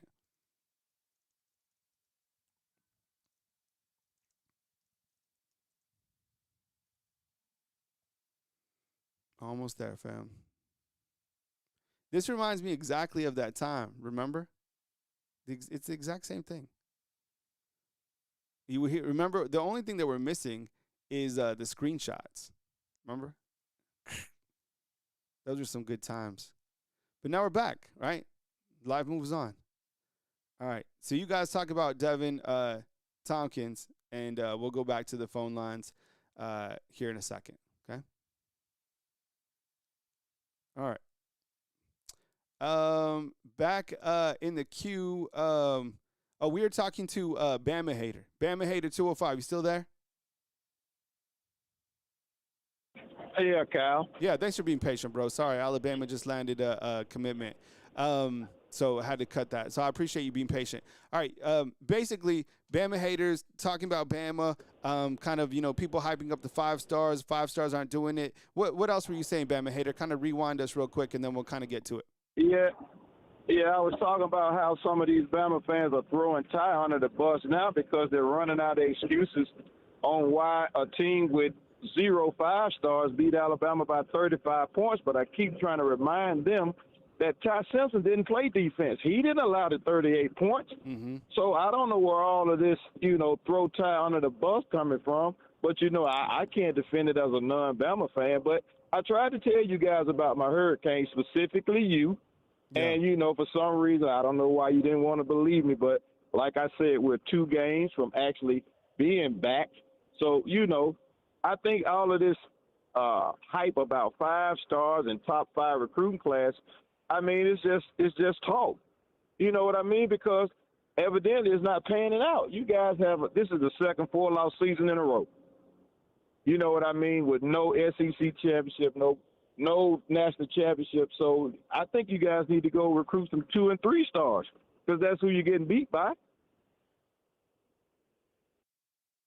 Thanks, Bama Hatter. I'll answer on the other line, bro. Thanks for calling in. Good luck to your Hurricanes tomorrow against Ole Miss. That'll be a interesting game for sure. I can't believe you got Pete Golding going against Mario Cristobal.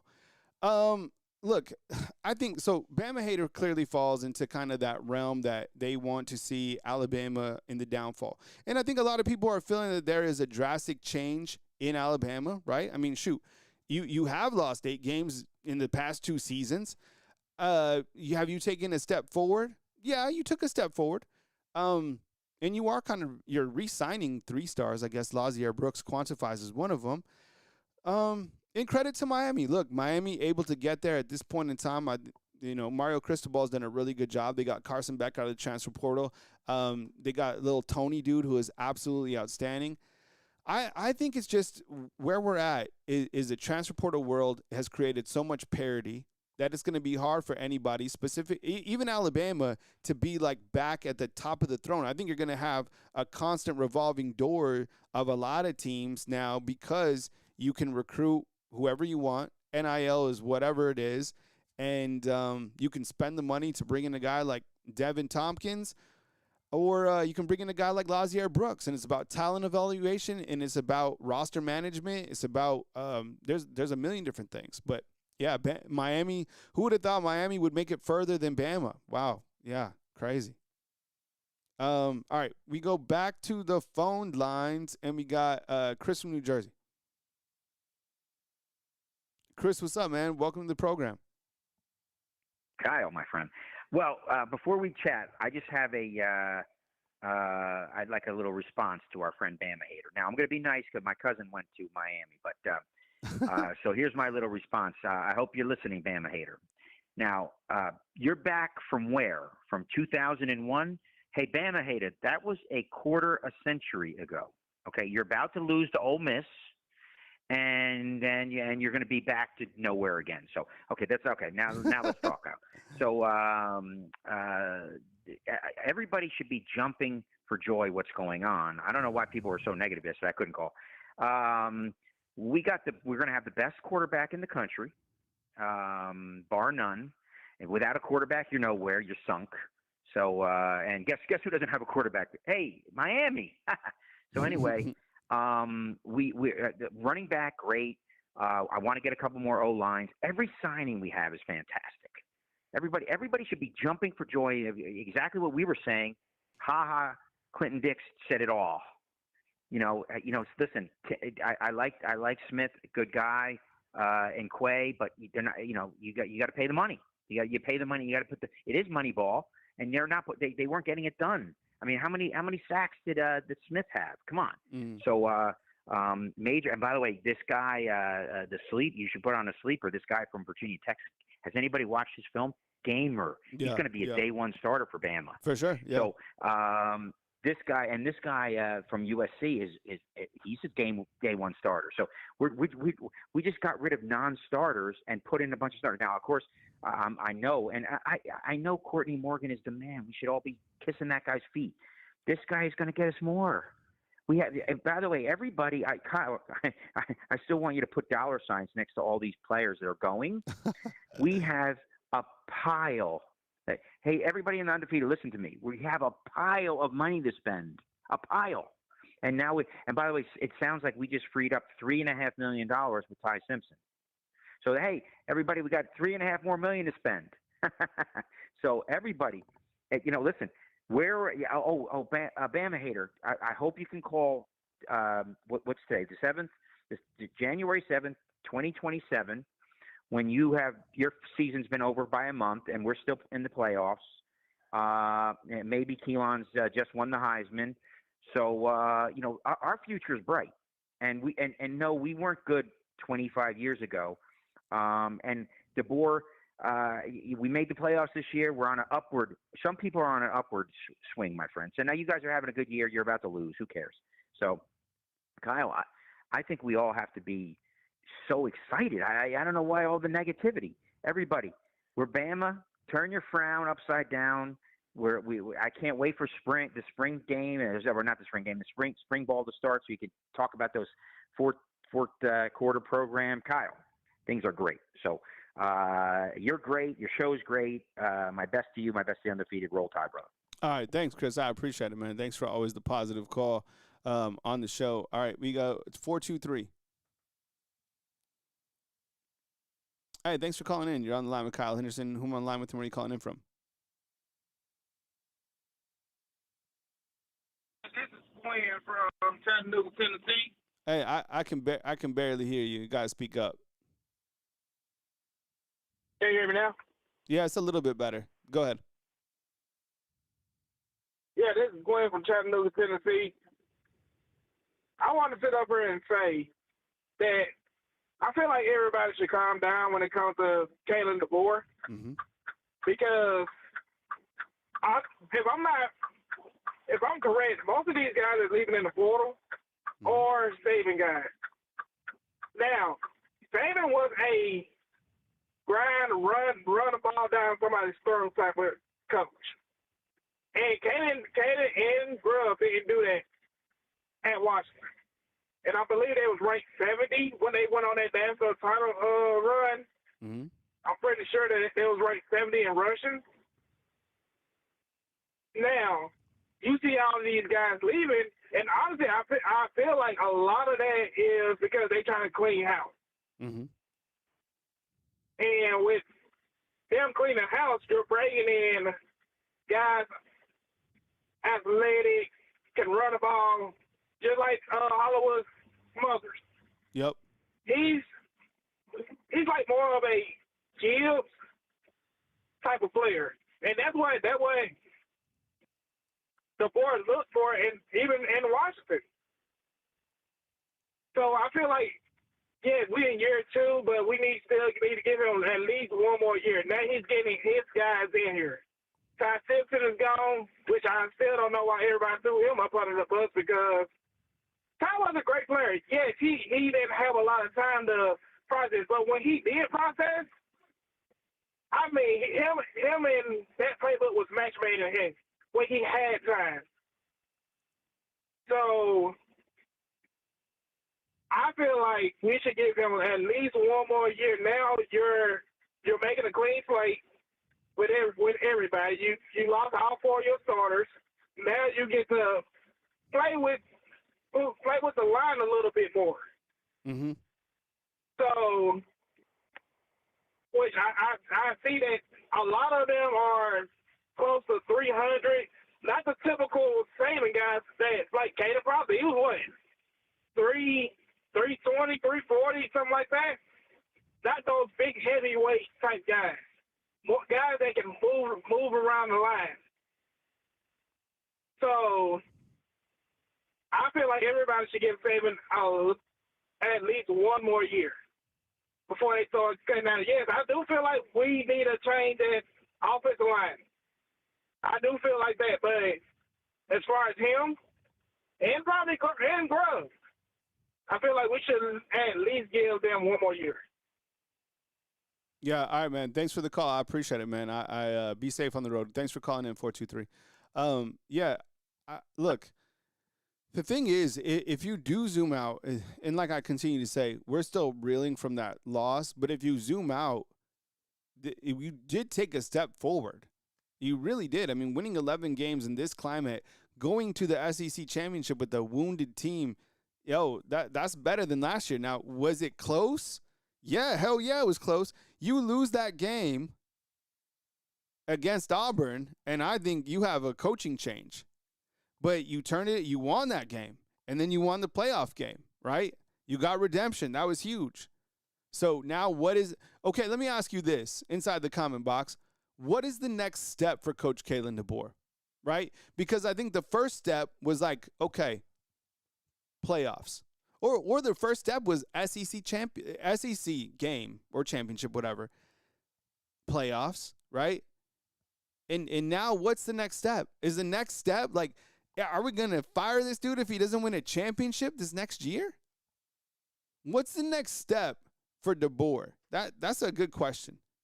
All right. All right, let's see. 863. Hunter, what's up, man? Appreciate you calling in. How's it going, Kyle? What's up, man? Welcome to the show. What's the 863? Where's that at?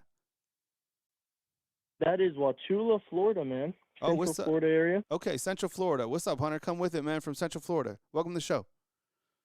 Listen, Kyle, I only got 2 points that I need to get across to all these fans that just seem like it's the end of the world when it's not. Kaden Dbor went in his first season. He still had a boatload of Saban guys, a boatload. Mm-hmm. Mm-hmm. We went 9-3. Yes, it wasn't. Nobody classifies that as a good season. We beat Georgia that season. People forget that. Number two, his second season, obviously he reloads with a lot more of his guys, and we go 11-4. Yeah. Make it to the playoffs, win a first round game in the playoffs. And I mean, Tai Simpson just declared to the draft, so we know that quarterback is going to be either, Austin Mack or Keelan Russell, both of which Kaden Dbor has recruited. I mean, I just don't see, like the last caller said, it's on the upside. Like, the Alabama team is looking up. Yes, we knew it would be some struggles after Saban retired. Everyone knew that. I am 20 years old. I have only seen the Saban era. Can you imagine? Yeah. Like, I've seen nothing but the Saban era. So when Saban retires, it's like, oh goodness, like I don't know what I'm gonna do.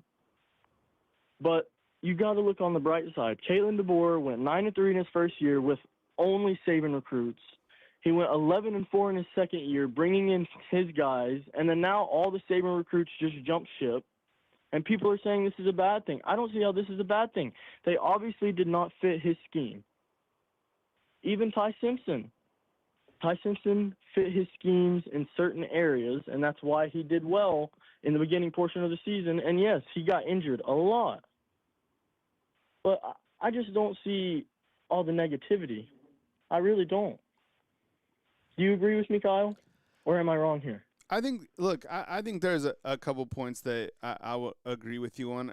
And I think, I've only covered the team for Saban too. Right. It's wild to see just how much college football has changed, right? And what I mean by that is when Coach Saban left, the world of college football literally it flipped axis. Literally, it'd be like if all of a sudden it did. It would be like it was like he was. Yes, it would be like he the was last piece of the puzzle, and as soon as he fell out, it just crumbled. Yeah, so he was like the equator, and you took that off, and the world flipped upside down, and now we're living in South America, right? So I think you have to take that into account. Losing by what was it, 35 or whatever on national TV, that was terrible. Correct.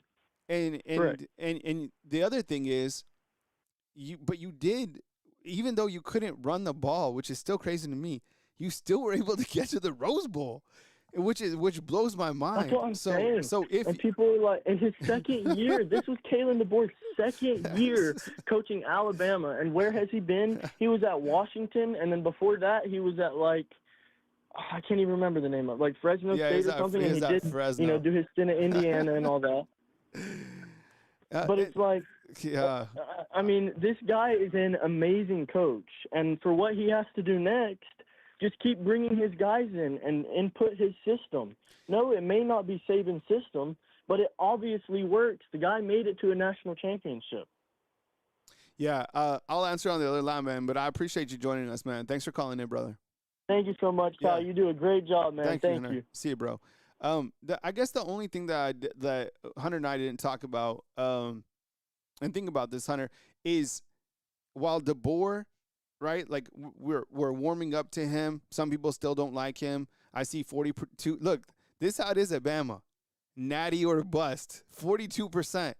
The other thing is like Ryan Grubb. I go back to that because, and I said this yesterday, and I've been thinking about this.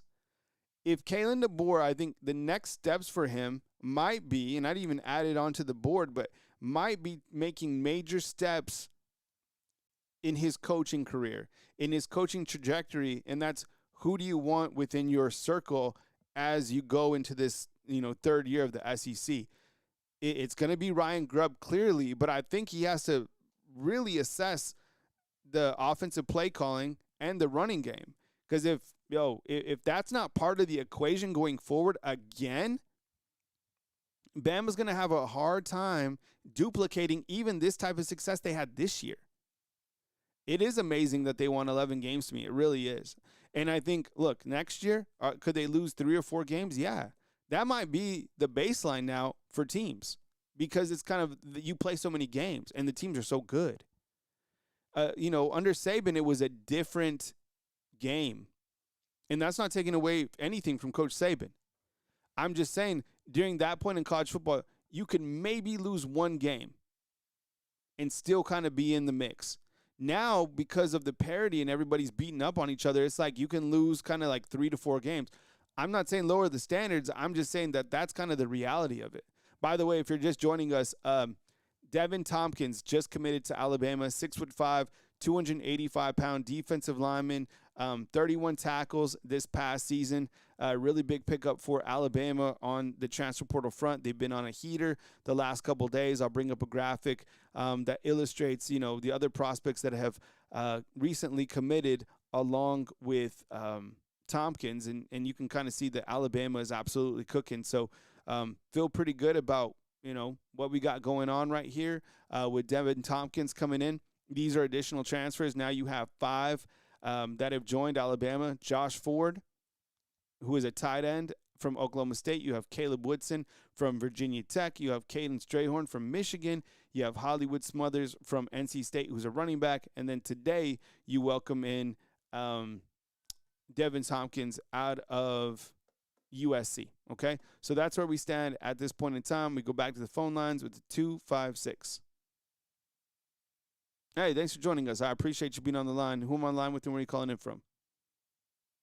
What's up with you, Kyle? This is Jay from Florence. Can you hear me? What's up, Jay? I appreciate you, man. As usual, man, when we start out the show, man, kind of paint the scene for us, man. What's the setting look like in Florence? It's all right, man. It's a pretty cloudy day. But it feels good outside. I don't know quite what the weather is, but I ain't got no jacket on. Good porch sitting weather, if y'all know what I mean. All right, man. Welcome in the show, man. Come with it, bro. Good to hear from you. Man, I think a lot of people get me when they defending Dbor against the people that's critiquing Dbor, especially the old Alabama fans, that they don't understand that like me, I'm from Alabama. It's a certain way of living in Alabama. You know what I'm saying? So, and I understand Dbor. It's a culture shock to come from Washington or wherever to over here. You know what I'm saying? You live there, Cal. You live that exact life. You came from out west to over here. So these men down here, they a little different. Mm-hmm. These ladies down here, they a little different. You know what I mean? And that's all we got. and Alabama football, for real, man, this all we got. So this all we got to brag on. Mm-hmm. So if you go out there and this all you got to brag on, and you see your team ain't giving no effort. Like, ain't giving no effort. Like, it's been the last 2 years, you looking on the field, you like, damn, like, hey, what? Yeah. What's going on? Like we go to Pee Wee games around here in the state of Alabama where you see, and I hate to say it, but you see little 8, 9-year-olds cracking heads. I'm talking about busting your tail out there on their field. What? Whoa, we can't get our beloved Alabama players to do the same thing? You get what I'm saying? So that's why people be so hard on Dbor, because it don't look like our guys even trying. And I think that, like you said, man, I know there's a 91-year-old lady here. I'm dead serious. And she knows as much Alabama. I promise you, she knows as much Alabama football as anybody. You could talk. She knows the roster. It's a different way of life here, and the disappointment that people felt on that Rose Bowl game, that fans, like, I don't know, that's one of the worst losses in recent memory. So, trying to and think about that, Cal. Mm-hmm. Think about that as a Dbor defender. You know what I'm saying? Because I have to defend him too. But then I also have to be real with myself, because I'm a fan of football first. Mm-hmm. Man, you done gave Alabama some of the worst losses in Alabama history in 2 years, man. Yeah. And then everybody gonna try to blame this whole, oh, you got Saban's roster. Hold on, man. If you were so great of an offensive coach, you would have been able to come in here and do something with these 4 and 5 stars, baby. You see what I'm saying? These guys here is handpicked for the NFL, dog. And you mean to tell me you was able to do something with Washington players, but you can't do nothing with Alabama? You see what I'm saying? So when people from Alabama and these lifers, we upset. Yeah, man, there's a lot that go into this upset. Because you went 50, 60 years without ever losing to Vanderbilt. Yeah, that still hurt. You know what I'm saying? So it still feel like Dbor don't understand where he coaches at. Because a 4th and 1 jet sweep to your running back, that say it all, man. Yeah. These people in Alabama will live and die with you on an inside draw with the running back. Yeah. But roll time, man. I love y'all, man. Yeah. Take it easy, dog. I appreciate it, man. Good call from Florence, man. Yeah, you guys bringing up that loss. I was at that game. I went out to that game. I had food poisoning the night before. It was seriously, if anybody's has food poisoning in your life, you know what I'm talking about. It's the worst thing that a human being can have. Seriously, it was terrible. Next day, the game was just as bad as the food poisoning. Clemson, remember when Clemson had the ball in that second half? They must have had the ball 30 minutes, and they were just driving it down Alabama's throat. Ugh, that was terrible. But I don't think you had a lot of games like that, you know, where like it felt like, and God, I hate to like you just like start comparing, but the games that hurt the most are the games where you get blown out, right? So I think like the first game when you got blown out and beat up and down the field, that was tough. The game against Georgia, I think people gave Alabama maybe a grace pass because they understand that they were banged up. And then the last game, you're just like, damn, like we got all this way. And this is the problem too, is you couldn't, Alabama was building itself up on being fully healthy, right? Everybody was finally healthy. This was the team. They were dialed in. And then you just saw how Curt Cignetti was using kind of the old formula against a new age Bama team, and I think that also hurt because that's something else that people are thinking about too. People are like, "Yo, that's the old recipe, right? That's the old recipe that works. Run, run, run, deep pass. Run, run, run, pass. Big defense." Am I right? Yeah, everybody was healthy for Indiana. All right, 678.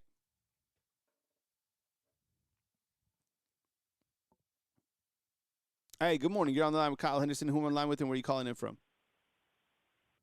Kyle, it's Charles. I'm calling out of Omaha, Nebraska. How are you? What's up, Charles? I appreciate you calling out of Omaha, changing the plays on us. What's up, Charles? Come with it. Yes, sir. Yes, sir. First of all, I just want to say how grateful I am for you and for everything you do for the show because I've been listening to you for I couldn't even tell you how long I've been listening, but every morning whenever I'm driving to work, I listen to Good Morning, and I just want to say thank you for all the work you put into your show, man. I really appreciate it. Yeah, I appreciate it. That's kind of the vision, you know, is I want like Wake Up Bama to be something that can be, you know, consistent in the delivery as people are like driving to work, going to the gym, getting your day started, and kind of rehashing all this news. Because I'm telling you, like right now where we're at, and it'll slow down a little bit, but like after, you know, portal or whatever, but it's like herding cats. You're like, wait, was that guy from Alabama? Where was that guy? Who did he go for? And it's like, so I want to just kind of organize, and that's kind of how my brain operates too. So I appreciate the compliments, man. Anyways, man, welcome to the show, and come with it, man. Yeah, so, you know, me and a friend of mine, we were talking the other day, and we're both really big Alabama fans, and he said something that kind of stuck with me because we're both managers for companies, and he said, you know, so you have a company, and it's a well-oiled machine, and the company's making a lot of money. Well, the owner is getting older, and he wants to retire. Well, somebody else buys the company, right? Well, when this person comes in and buys the company, we start losing money, and all of a sudden something's not going right. Well, that doesn't reflect on the employees, essentially, because those employees were working for the old owner, and they were doing great. They were making a lot of money. The company was booming. the new owner comes in and everything starts falling apart, that reflects on the leadership and the management. And he was just talking about how, Kalen took over the keys to the Ferrari, and it just seems like not necessarily keeping things going on the Nick Saban level, but it shouldn't have fell off the way it fell off. We haven't looked like Alabama, especially in that Indiana game. It was embarrassing. And, we also talked about the offensive line coach. Like, why is he still here? Why aren't people going after Sam Pittman? Why is he just sitting at home on a couch? He should have a job somewhere. Yeah. It was frustrating watching that game, as you know. Yeah, and I think that's a lot of people are talking about that. It's like, they continue to see and kind of bring up kind of that last game. But let me ask you a question, kind of from can you just kind of list off maybe some things that just pop into your head that were a couple like positive things from this season, like kind of bright spots, if you will. Like, what were some things? And I'm not talking about like a play. I'm talking like step forward moments, if any, that come to you. Definitely the defense. The defense to me under Kane looked a lot better this year versus last year. Great point. So I think our defense took a huge step. And I would say, last year we were kind of looking at Ryan Williams so much, and we were like, a few other receivers. But I feel like outside of Ryan Williams, we really established a good group in our wide receivers, like figuring out, okay, who's the next guys up. Like, it wasn't just one, but it was multiple guys that we're looking at, like, coming back that, are going to be, highlight reels next year. That's a really great point. I love the defensive point. I think that was clearly one of the biggest step forwards, right? Because Ryan Grubb right now, like, he's on the hot seat. People want him gone. I've been talking about him, whatever. Kane Womack, it wasn't as bad, but people were like, man, this swarm defense is going to be it. And then can you imagine if we had the same, think about this, and want to know something terrifying? Think about what if Kane Womack never improved and everybody could just run over Alabama like they were the first year that we was here. How many games would Alabama would have won this year? I'm telling you, I'm serious. Alabama might be like a 500 team or worse. But it was because of that defense that took steps forward. And then regarding your other point regarding the wide receivers, when Ryan Williams was on the struggle bus, you look to a guy like Lazier Brooks, a guy that came in as a 3-star, and he was a shining star. You look to a transfer that came in under Coach Kalen Dbor and Jeremy Bernard. He stepped up. You look to a transfer in Josh Cuevas. He stood up. So, being able to kind of, and the guys that I just mentioned, none of those guys were Saban guys. Those were all Dbor guys, right? Bernard, Cuevas, Lazier Brooks. So you're starting to kind of see those, guys. And look, I get it. The defense, how they, folded in the end, I think the team quit. Once they started, once it was out of reach, it was everybody kind of threw in the towel. It was just kind of unfortunate. But, man, I appreciate the call. Good call out of Omaha, man. Take it easy and call back again. Yeah, appreciate it, man. See ya. Yeah, take it easy. All right, fam. Well, that's all the time that we have for today. I'm sorry that if I didn't get to your actually, I'll take one more. I have one more call. The 251 came in. I'll take this call real quick. Hey, you just kind of snuck in there. I appreciate you calling in. Who am I on line with and where are you calling in from? You made a wise choice, Kyle, to take my call. This is Kevin in Mobile. Kevin, what's up, man? I appreciate you calling in. Thanks for joining us. Come with it. Man, I love your show. I like how versatile it is. I like how it comes off like it's pretty random.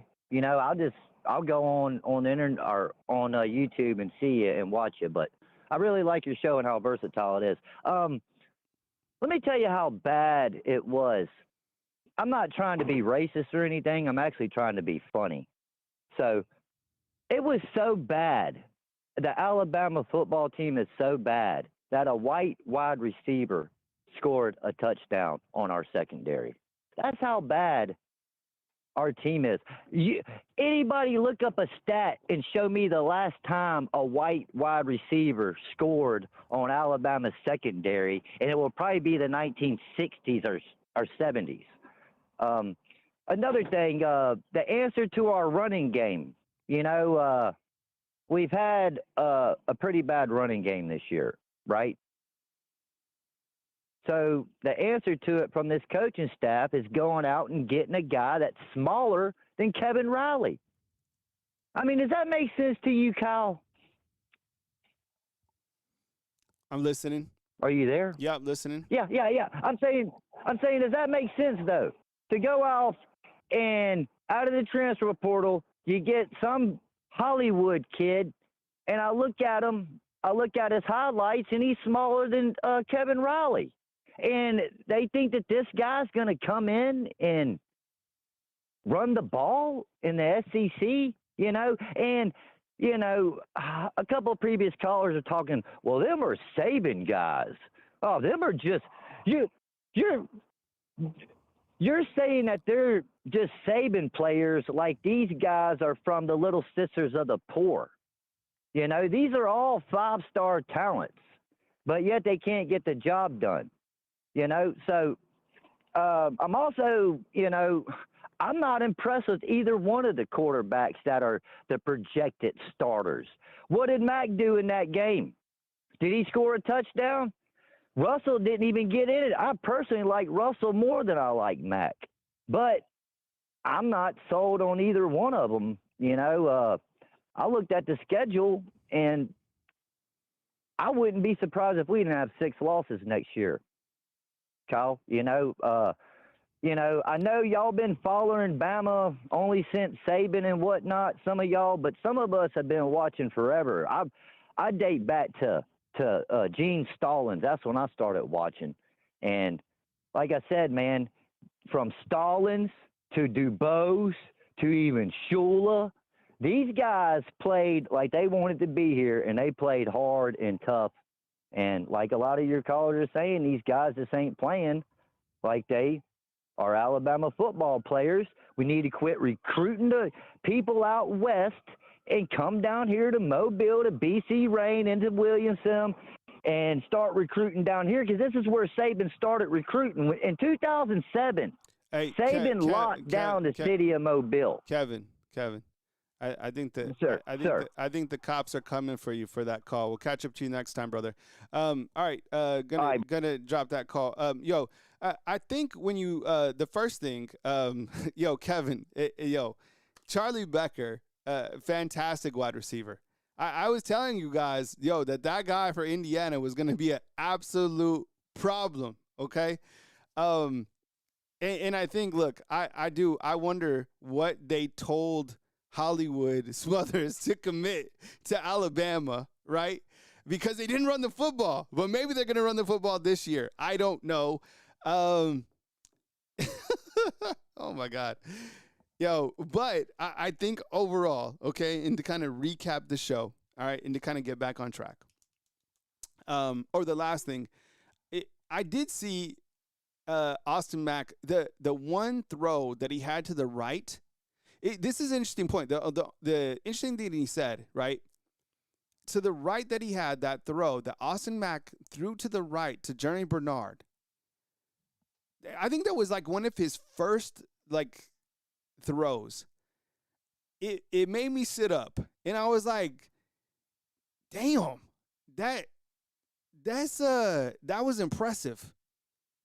But then it was interesting because as we went forward, Austin Mack they kind of like bottled him up, right? And he couldn't really do much more. And then I also was kind of wondering, like, how much mobility does Austin Mack have in the pocket? Those are kind of some questions that I was wondering about. Fun calls. The calls from all over are so great. Everybody has different points. And look, you same thing, like inside the comment box. If you don't agree with my take, it's cool. Like, I promise you, we would be friends outside of this. I'm a very down to earth person. I like to hear different points of view. From where you guys are coming from. I know, look, this is a critical time in Alabama football, right? Anything that was going to follow Coach Saban was going to be at this point in time. And it wasn't going to just be like a year one and like fix it, or year one like fall off. Like, we don't know. We can only go off the data points that we have. And if we zoom out, they did win 11 games, but then they got their teeth kicked in, right? So we look to the transfer portal. They got this guy who just came in, Devin Tommpkins, right? You got some other transfer portal prospects that are in as well. Josh Ford, Caleb Woodson, Kaden Strayhorn, and Hollywood Smothers. We got 5 guys in the tank, and we'll see how they do, right? You got a bunch of guys that are going out and a bunch of crazy stuff that is out there. Tai Simpson hit the portal. Hit the portal. Tai Simpson's going to the NFL draft. They thought he was going to hit the portal, which I thought was going to be absolutely crazy. I was like, there's no way in hell. Hold on. We just got an update on James. Yo, I swear I could probably be. Let's see. Let's see the update. This is on James Smith and Quay. Let's see. Let's see. Matt Zenit. Where do you guys think that Quay and James Smith are going to go? Matt Zenitz is reporting James Smith and Quay Rusa, right?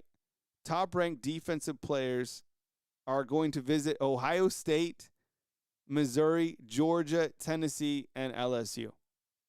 So, I don't know. I don't want those guys going to like Jarvis. I think they're going to go to Georgia, right? Kid Latin says, Kyle, I'm sorry, but we need a new coach. See, a lot of people feel that way. Yeah. I think it starts with, everybody kind of has their thing, right? Some people think need a new head coach. A lot of people think they need a new offensive line coach. I think they need a new OC. You guys think they need another quarterback, right? I don't know. I mean, I just think that this kind of goes to the whole Clinton Dix thing, saying like, who cares about these guys leaving? I like the comments, like I said earlier in the show, and I like protecting the brand, but damn, like, you don't want James Smith and Quay Rusa going to Ohio State or Georgia or Tennessee or LSU, right? Am I right about that? I don't know. See, Fromm says we need a new quarterbacks coach. All right, fam. I love you guys. Thank you so much for calling in today. I appreciate it. Thank you so much for joining us on the program. I will catch you guys, probably soon as news happens. So turn on the notifications. Be ready to, go live at a drop of a dime. I got you covered right here on Bama Football on YouTube. Wake Up Bama every single morning, 4 a.m. Always a banger, always fun. And thanks for joining me right here on Bama Football on YouTube. Thanks for watching, friends, family, and I will catch up with you next time right here on Bama Football on YouTube. See you guys. All right.